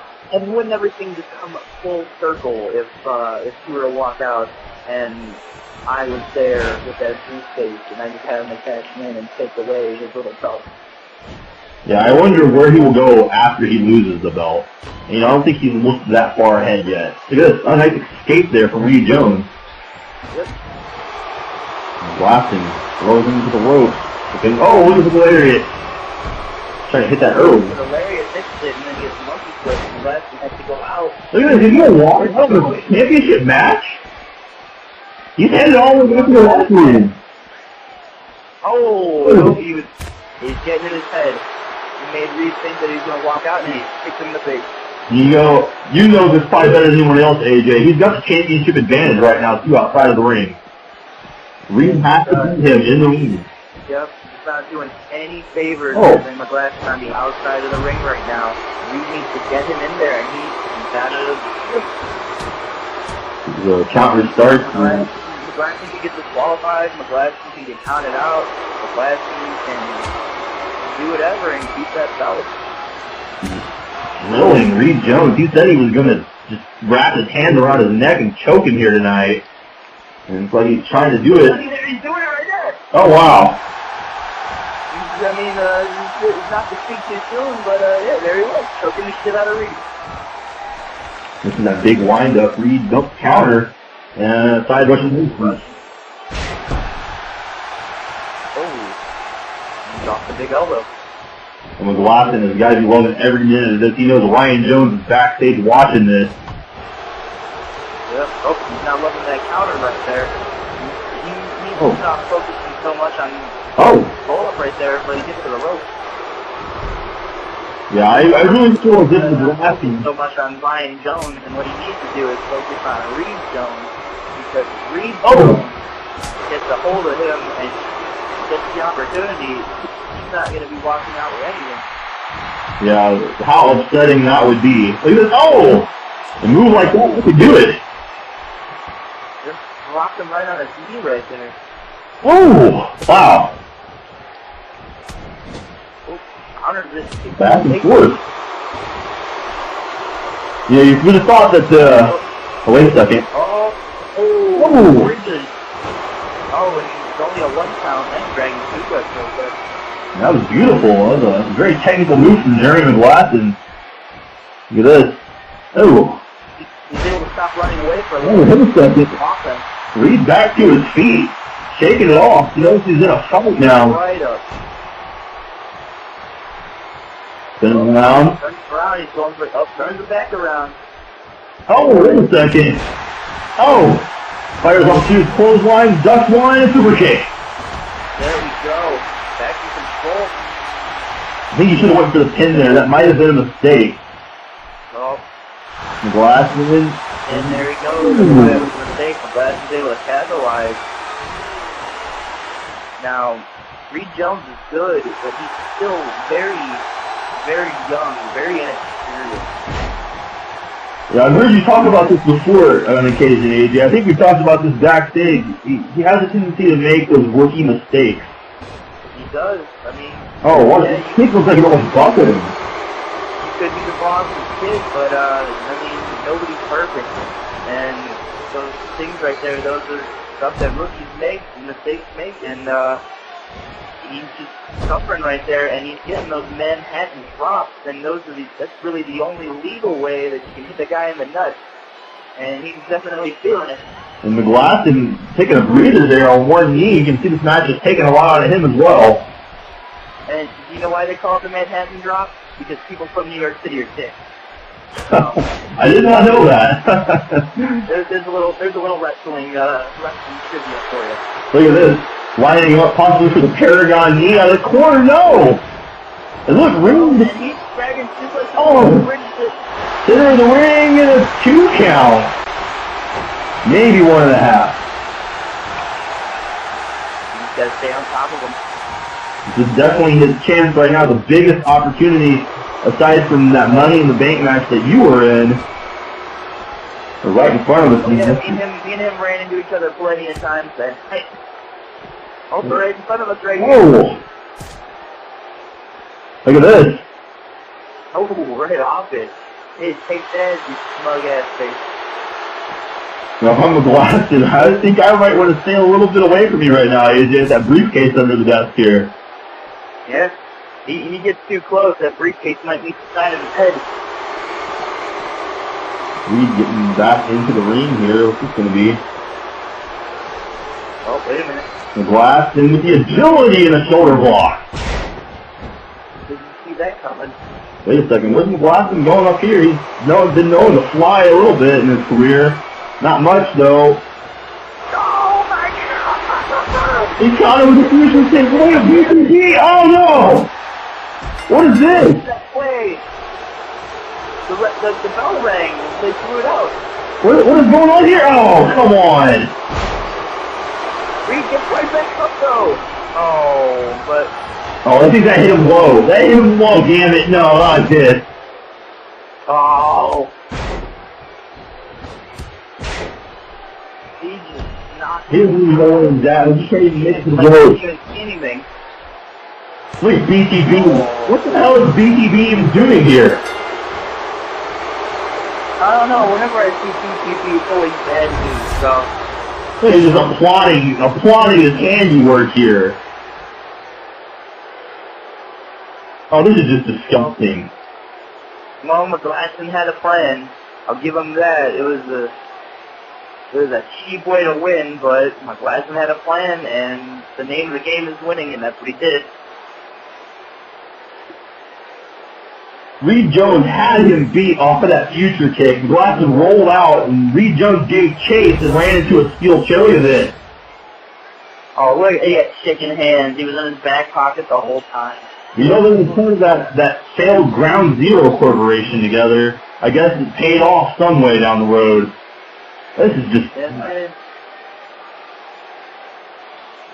I mean, I guess if you're a champion, you need a lackey, and BTV's a lackey.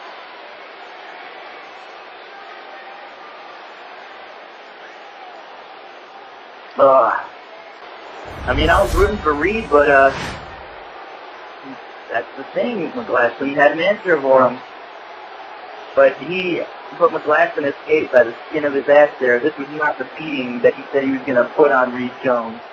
Absolutely not. I think Reed Jones, despite this heartbreaking loss, which could have been a career-defining moment for that young man.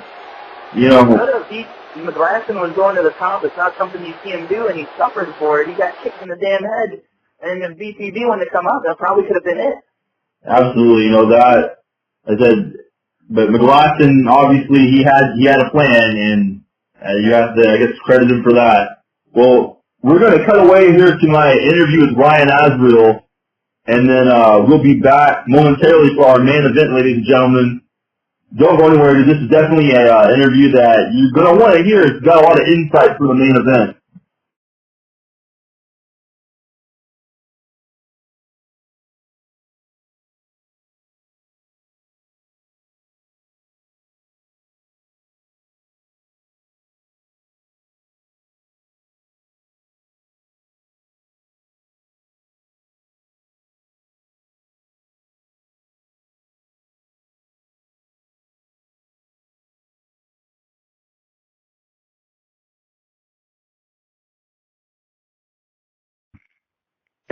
Ladies and gentlemen, welcome back to another audio installment here of the Pop Quiz with Brian Cole. And I have a very special guest with me on this installment, this Summerslam edition of the Pop Quiz.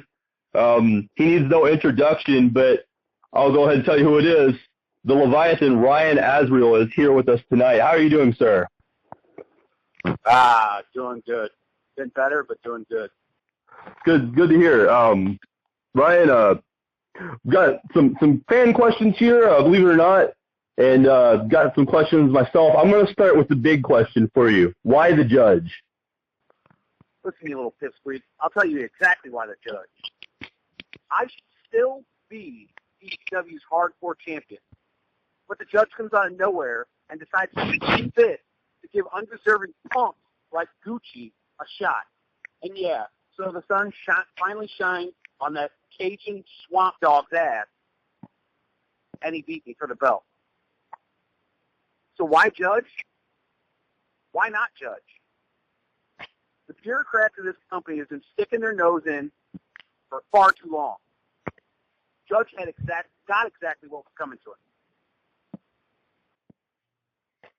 All right. Well, I guess that'll set us up for our first fan question of this interview. Are you, quote unquote, butthurt about Gucci beating you for the belt? Am I butthurt about Gucci beating me for the belt? What kind of stupid question is that? Yeah. Am I butthurt that I lost the belt to an undeserving, no-name, beat a couple jobbers and get a shot, type of bum? No, I'm not. Alrighty. Well, we'll move on to my next question here, and move away from some of these fan questions. I'm not sure what the point of that one was, but anyway, back to my questions for you here, Ryan. This is one that I'm very interested in, particularly. You, AJ Hawkx, and McNastybones, you three are on the cusp of grand slamming the biggest titles here in Eldorado Championship Wrestling. How do you plan on getting back into the World Heavyweight Championship picture, and how do the other two names I mentioned in this question stack up to you individually? Well, I'll give it to you. That was a good question. Here's the thing. This question here is exactly why I'm not as upset about losing my hardcore belt. It's because I've come to realize that I, Ryan Azrael, the Leviathan, am meant for bigger things. AJ Hawkx, McNastybones, both more than qualified to be Grand Slam champs. Myself, I'm going to be right there with them. So, whichever one of us can get there first, good for them. Am I friendly with any of them? No. But I got respect. So, as far as, what's my next step? How do I plan on getting there? How do I plan on getting to the top? I plan on getting to the top the same way I got everywhere in this company. I'm going to beat the piss out of anybody who steps in front of me. First up, judge. All right, we'll branch off from that question here. main eventing SummerSlam is a pretty huge ordeal here in this company. A little bit more in depth from what you stated there. What is next for you after SummerSlam? What's next for me after SummerSlam? It's simple. Gold. ECW Gold. I'm going on a gold rush. I'm not going to stop until I'm sitting alone atop ECW Mountain. I'm going for gold. I'm going for that ECW World Heavyweight strap. I don't give a damn who stands in my way. McGlasson sitting at the top, that's a joke. McGlasson is the luckiest bastard ECW can find. I had to pair up with him to fight Reed and Judge, and all he did was sit in the damn corner. Typical opportunist, McGlasson. Taking a few shots here and there whenever it seems good for him, and then snaking his way to the back. He's not a fighter. This is a blood sport, and all he does is bleed between his legs. And I've said that before. I'll go on record every single time. There is no love lost between me and McGlasson. So if I got to get the belt by beating the snot out of him, then that's what I'm going to do. Alrighty. Back to some fan questions here. Here's one I think you'll find rather interesting. Going back a little ways here, a couple months, when you were still hardcore champion, why didn't you end the career of Blade Wyatt on SmackDown? You know, here's the thing. This isn't the first time I got asked this question. Why didn't I end the career of Blade Wyatt? Azrael, you could have just ended his career right there. What did you do? What did you do? You know, I look at these jobbers that come through development, and I think, what's the point? I mean, yeah, I'm gonna break my foot off in his ass, and I'm gonna hurt him as bad as I can. But is he honestly worth my time? No. And honestly, all that does is fall back on my despise for Judge and Jones. Why are these bums even getting to touch me at this point? I'll never understand it. I mean, so why didn't I end his career? He's not worth my time. I shouldn't have even had the match. But because Jones and Judge thought they'd stick their nose in where it don't belong again and give these undeserving bums champions, or let them face champions, rather, I had to beat up another jobber. Okay. Moving on to another fan-submitted question here. Are you the reason why ECW venues and arenas do not have food stands? Yeah. I take pride in smashing catering every chance I get. Oh, that's interesting. I know there's been a lot of controversy with that backstage. I don't really care about controversy. I like leaving the shitty stuff like that government cheese. I like leaving that to bums like Wyatt. Okay. Speaking of controversy, another fan question here. This fan writes in, did you get arrested for running over a cyclist? I'm guessing they're speaking about the recent news that broke of your investigation with the intoxication incident there. Yeah. Investigation with intoxication. Did I hit a cyclist? Hopefully. I don't remember seeing one skip off my vehicle, but I mean, of course, who knows? You know. As far as the investigation, I'm not at liberty to say too much about that. My lawyers are taking care of my situation. So, did I hit a cyclist? What's any luck? I mean. Okay. Speaking of your lawyers in this investigation, another fan wrote in here and asked, is Winston K. McNastybones your lawyer by chance? I employ the man, yeah. He's a good lawyer. What do you want? I mean, get results out of the man. He's definitely making his rounds. I mean, what can he do? He's cheap enough, shit. I flip him an 8-ball here and, take him to a strip club or two. Hey, I'm paid off for this month. Alrighty. Moving on back to my questions here on the other side of this. Any thoughts on this rising faction known as the 700 Block? I mean, more power to him.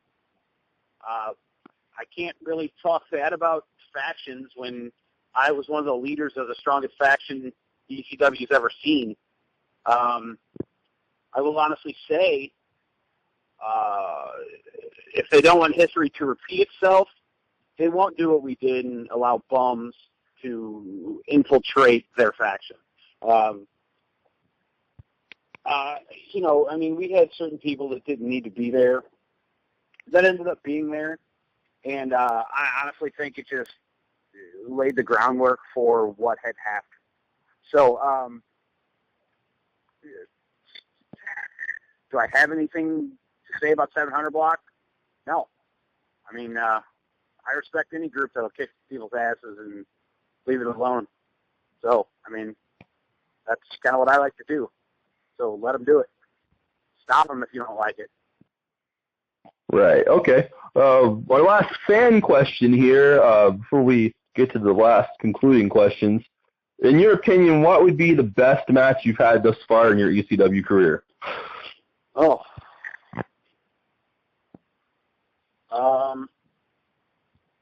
You know,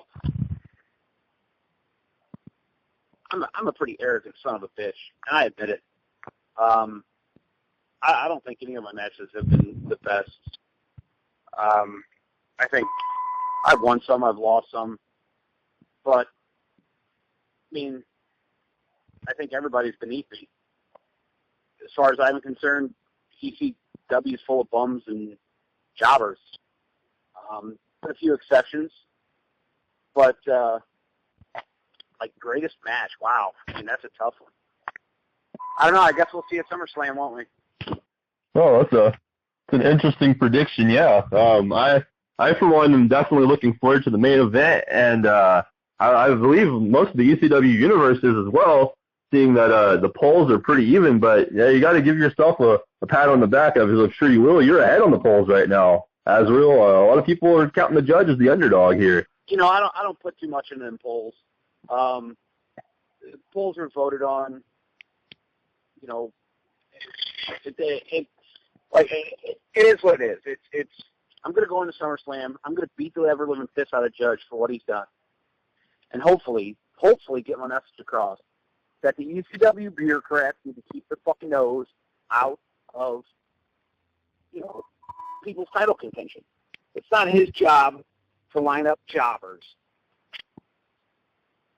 It's his job to feed me people as a champion and not, you know, deserving people, rather. Let me clarify. Deserving people.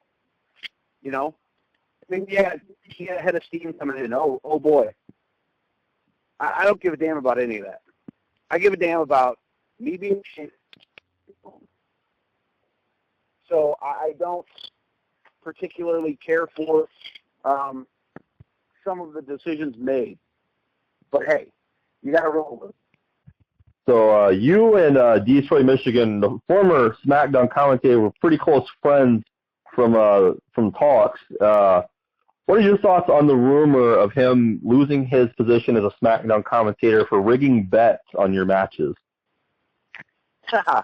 Detroit is straight up most trustworthy person in ECW. Him and Winston are, I mean, ECW icons in my book. I mean, I can't say any better things about them. You're talking about stand-up, straight-up guys. I mean, so this rigging stuff, you know, I don't really buy it, you know. But, I mean, maybe that's just me. Maybe how I see things isn't how everybody else should see things. So, you know, I mean, Detroit, I'm happy for him, man. If he gets fired, I'm happy for him, for real. Yeah, it definitely stirred up a lot of controversy. He was supposed to be the designated commentator for the Money in the Bank pay-per-view, and I mean, he's not been heard from since then. Nah, he's fine. I've spoke to him. He's fine. He's basically it's basically that people are trying to make him out. This is more Jones and Judge fodder, but people are making him out to be the Pete Rose of the ECW here. I mean, he's a Hall of Famer already, and people are already trying to keep him down. You know, so I mean, I know how that feels, so I understand it. I mean, he's fine. Well, I gotta say, from one commentator to another, if he's listening to this, which I'm sure he is, I'm a little saddened that due to this controversy, I didn't get a chance to call a match with him. So hopefully things pan out, and maybe we'll get the duo together. Well, you know, Cole, I mean, I don't really care what you think, to be honest. I'm happy you didn't get to call anything with him because you would have pretty much screwed it up. So, I mean, we're talking about Detroit, Michigan, the best commentator ECW has. So, well, Azrael, with all due respect to your opinion there, I'm going to leave it at that. I don't want to end up another one of those catering stories, if you know what I mean. No, I know exactly what you mean, so I recommend you keeping your mouth shut. Yeah, I'll go ahead and conclude this interview then and let you get on about your business. Maybe we can keep it that way.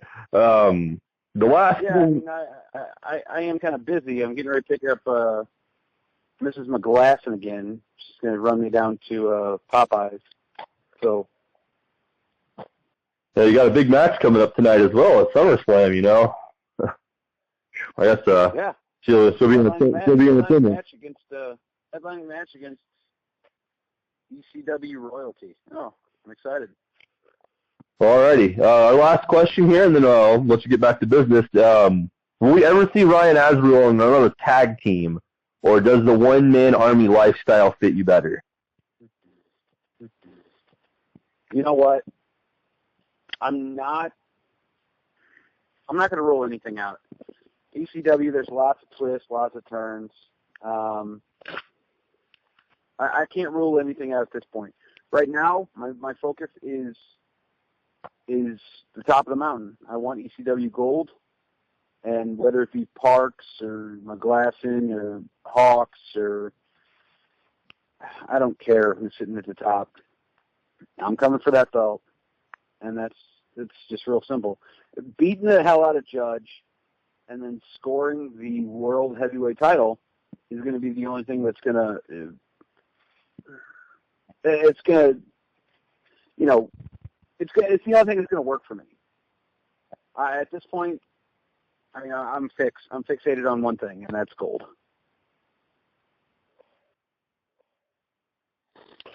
Well, alrighty. Thank you for your time, Ryan. I know that there has been some fans who were very eager to hear this second edition of the audio cast here of the Pop Quiz, and it was an interesting and insightful conversation with you here. So I'll leave you with this. I wish you luck in your match with the Judge, and hopefully we can speak again soon in the future. Yeah, I don't need luck. I'm the best. So, Judge, see you out there tonight. And stop.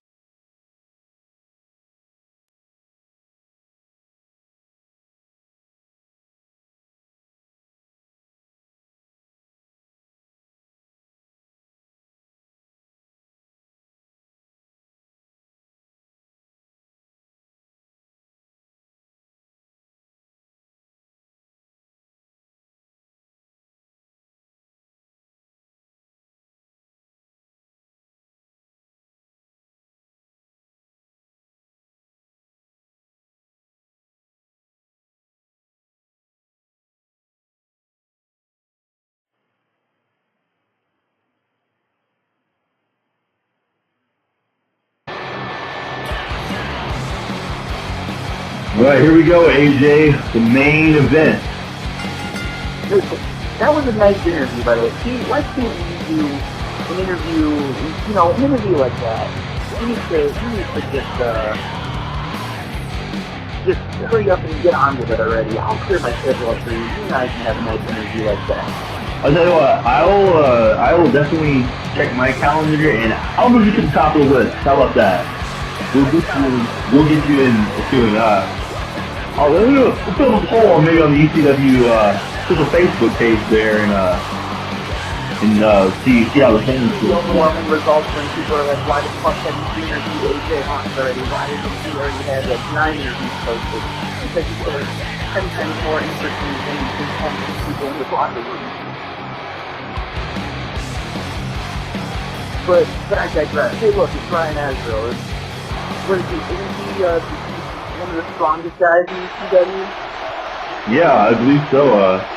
As our estranged SmackDown commentator Detroit would put it, he's the strongest guy at ECW. I'll let you use the expletive there that he uses when he describes Azrael. Yeah, you've always been one for the family friendly banter. And speaking of family friendly and sponsored by everything, it's the Judge. Yeah, and this is if you have an Under Armour deal, how does he get deals like that? Nobody comes to me for sponsorship.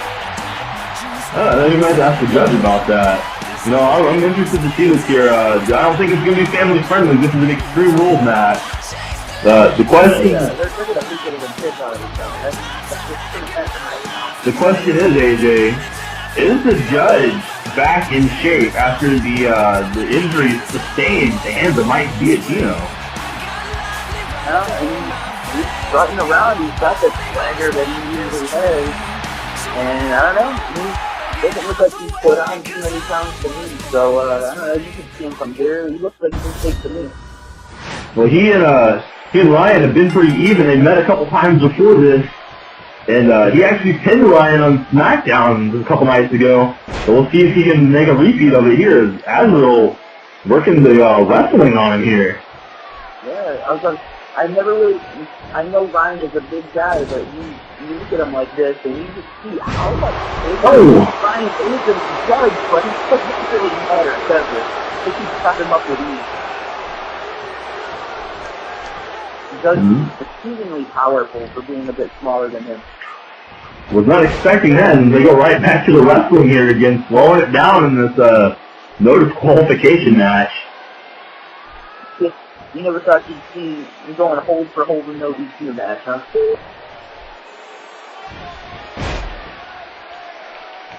And this is a pretty starting position of disqualification match, honestly. Absolutely, this is not at all what I expected here. And Azrael popping through into that headlock. Look at this. This is some world class wrestling right now. And there you go. Oh, look at that. Putting himself a strike. Judge now. Knee in the face. Azrael checked his nose there, make sure it wasn't broken. That was a hard shot to the nose. Take him straight in the mouth. Ain't nothing scientific about that. Ain't nothing scientific about these strike games around here. You guys are beating the crap out of each other. This is what the fans were waiting to see right here. Back and forth. Neckbreaker stops the momentum right there. Look at this. Got a claw right there. And that's like the trapezius muscle. Yeah, I'm quite versed in the nerves and everything. The trapezius right there, and that could put you out. Well, Judge is telling him to get back in here. I think he missed that. Missed the mark. Yeah, he kind of overshot that. And another guy getting overshot right there. How many guys can Jeremy McGlasson have under the ring? Seriously. Well, he definitely didn't need them in his match since he had BTB in his back pocket. He's not going to let him live that down anytime soon. No, I won't let him live that down. And the Judge looks like he got some steps. Wait a second. Wow, sleeper suplex on the floor. The Judge is in another place right now, and it's not a good one. No, it's not. Sleeper puts you to sleep, but when you get thrown in a sleeper, that's a whole nother... Yes, it is. Neckbreaker, he hit that chair with it. And now he's just fucking stomping a mudhole in him and walking in dry right there. But, breaking his nice. Well, AJ, what do you think? The Judge wanted, wait a second, he's almost for a vertical suplex on the chair. The judge wanted Mike Giachinno tonight, but now it looks like he's going to have to wait even longer to get a hold of Giachinno. Now that... Oh, hold on. Oh, no, Judge, my diet soda. Well, little Ryan's out here, otherwise I'd have catering get me another one, but he's probably trying to power bomb him before it got to me. And the judge, looks like he's taking control of it. He's got that chair now. Oh, no, hold on a second. Azrael's got the chair. No? Oh, not the judge does. Just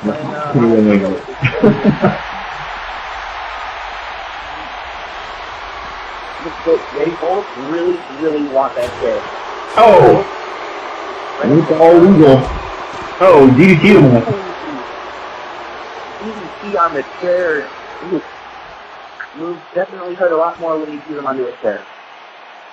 And it's definitely going to hurt a lot more when he goes through that table. Somebody's definitely going through that table. I think the judges forgot about the powerbomb through the announce table Ryan Azrael gave him a few weeks ago. Uh-oh.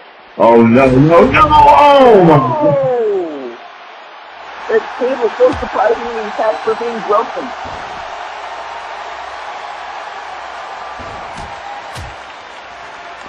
They must have imported that one from Japan. Had to have. There's crazy people sneaking in those Japanese tables under our ring. They gave Judge McGlasson 60 baseball bats and they snuck in a Japanese table. Now, I gotta say, right now it looks like the judge is using Ryan Azrael as a messenger to Mike Giachinno in the 700 block. He said he wants a piece of all of them. And he definitely He's trying to kick Azrael's ass so hard that Mike feels it in the back. Like I said, I don't know. I have a feeling though that he's going to have to wait a little bit longer to get his hands on Giachinno now that Mike's in line for another World Heavyweight Championship shot. And he's on another table. Oh, when he gets to use it before Azrael gets to accept, but Azrael taking it off and has the table himself. Look at him. Like 15 schoolyards fighting over these weapons. Oh, the judge. Oh, what's he looking for here? The judge looking for here. This is not going to end well. This is not going to end well, Cole. Oh my, no, no! Oh, the judge. Out of the way, and the judge crashes and burns, but he shakes it off and throws him back in the ring. Well, I think his conditioning is no longer in question as he got up and continued to fight after taking that. Most normal human beings would not be able to do that, but again, the judge is not most normal human beings. You know, there's a lot of young guys in the back, a lot of young guys like Blade Wyatt, and it amazes me that some people just don't understand what the judge means to ECW. This guy is one of the backbones, one of the vertebrae here of this company. I think maybe Ryan Azrael, although they've had history, I really think maybe he is kind of overlooking the judge here and paying for it.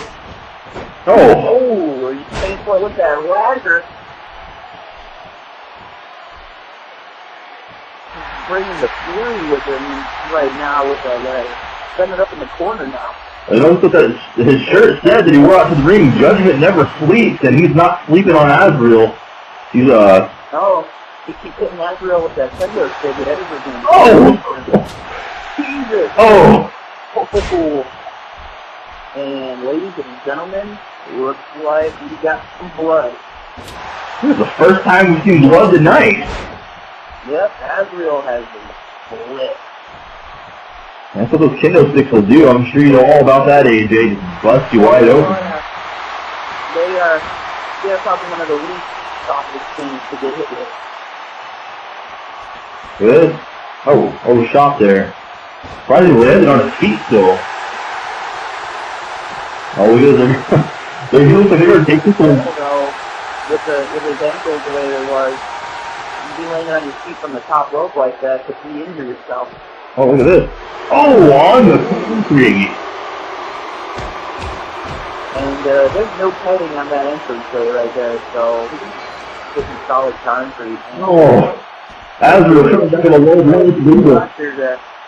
need to be a doctor to know solid concrete hurts, and you don't need to be a doctor to know getting hit in the nuts hurts either. I think the sight of his blood has infuriated the Leviathan here. Oh! Judge, face. Baraki is the strongest man in ECW. You know, Detroit once said several times, he's so effing strong. I would also say he's so effing pissed off right now. As him and the Judge are fighting all over the ringside area here. It's been proven by science that seeing your own blood infuriates you and you either fight or flight. And Ryan has seen his own blood and he is... Oh! But he is still getting worked over. He needs to find an opening here. It looks like maybe he found it. Another one of those. He's trying to take advantage now. Well, Judge from deep out of left field with that big punch. The experience of that Judge right there, saw it coming. You guys going back and forth. Oh, another one of those neck breakers on the floor. What's the Judge doing here? Going under the ring again. Oh, let's see what other goodies he got under there. Maybe get up another table. Well, it's like somebody went to the hardware store before this one.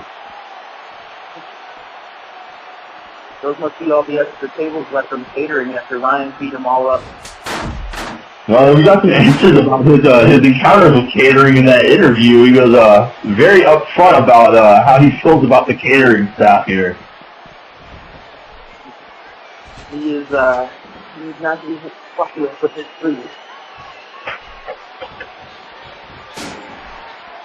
He does have those steps, and then you put him down. Maybe he's going for something a bit more dastardly. Oh, no. Oh! And he took some damage from that as well. Both caught I was going to say, both of their shoulders just bouncing off those steps. They've got sharp corners. That'll carry out. Oh! Just hitting him with the table. He gave a wake-up call and just smashed him with it. Dang. Uh-oh. Just setting him up on it. He has something playing. Oh, no. He's not going to try this again, is he? I don't know. Oh, my God! Oh, my God! Really? And he plays through the table, both men. Is Azrael fighting back this time, trying to use the chokehold there to get the feeling back in his arm? Uh-oh. Wait a second. Well, no, wait. The Judge countered. He was looking for something there. Caught him with that elbow. Wait a minute. Oh, the Judgment Slam. The Judgment Slam. What to do it? That's it. The Judge did it. Proves that he is back, and it really begs the question here. The Judge is now on a full-time performance contract. He has stepped down from his authoritative role as we take a look at some of this insane action. And then right here, that's the finish of Judgment Slam. Put him away. Well, the Judge proving that he's here to stay.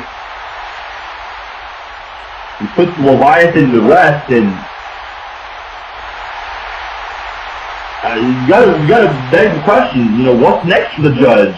You know, he can challenge for a championship now, being back full-time on the roster.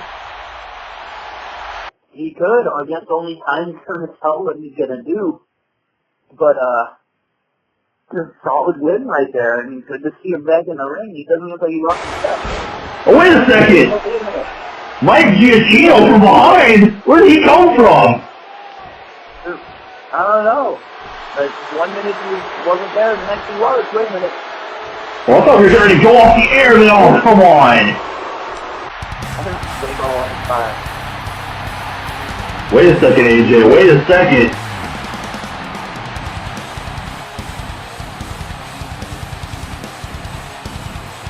No way!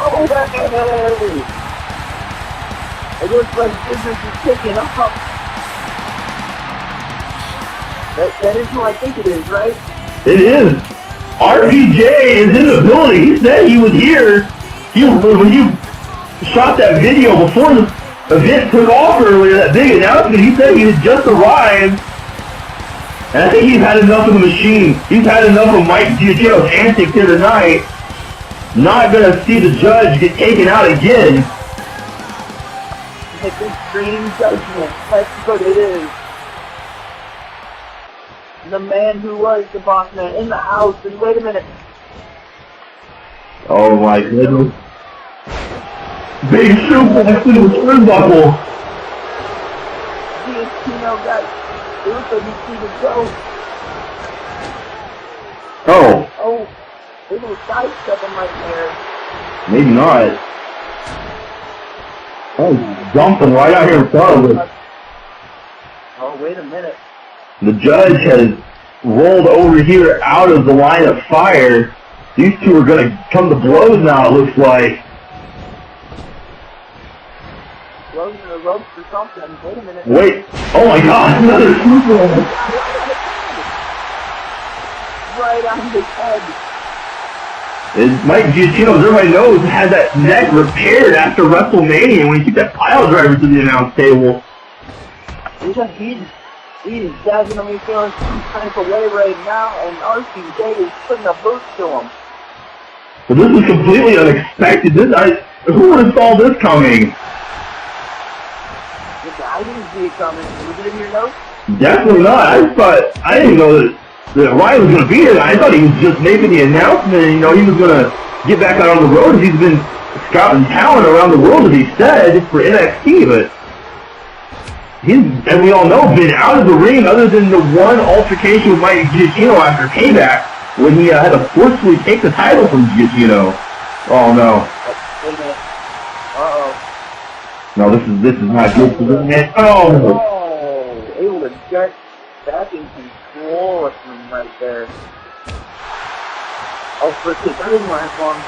Oh, wait a second. What is this? Oh, my God.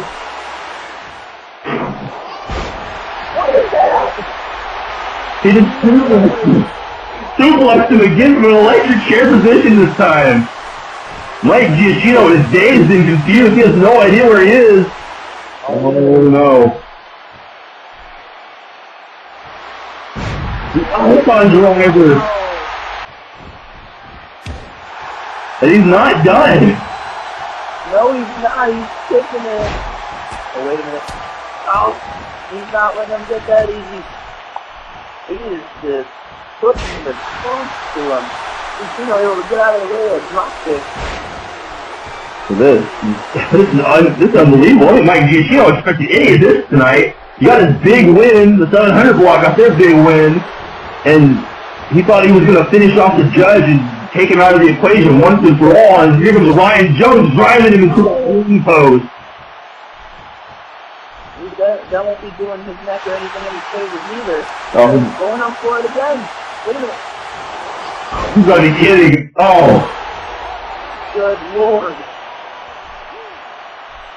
Oh man, Giachinno has no idea where he's at right now. This isn't gonna sit well with the wait a second. This is a new move here. Oh! Oh my god! Oh my god! I'm being told that he calls that career suicide, and that's definitely what it looks like. Yeah, he just killed him. The Extreme Icon is back in business. That was unbelievable. I'm at a loss for words right now. I didn't expect this to happen at all. Well, it looks like the judge is back, and there's also a new sheriff in town as well, patrolling the 700 block. Wait a second. Giachinno's back to his feet, but he has no idea what's going on here. The judge taking out the trash. Wait a minute. Right in front of us. Oh, what's he doing? Oh, I thought he was going to do something, but he just went well, Giachinno is scurrying away with what mentality he's got left. And it looks like Extreme Judgment, as you said, has reunited for the night.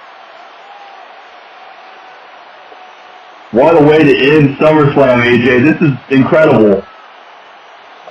Unbelievable. I won. There's the new tag team champions crown, but most importantly, I won.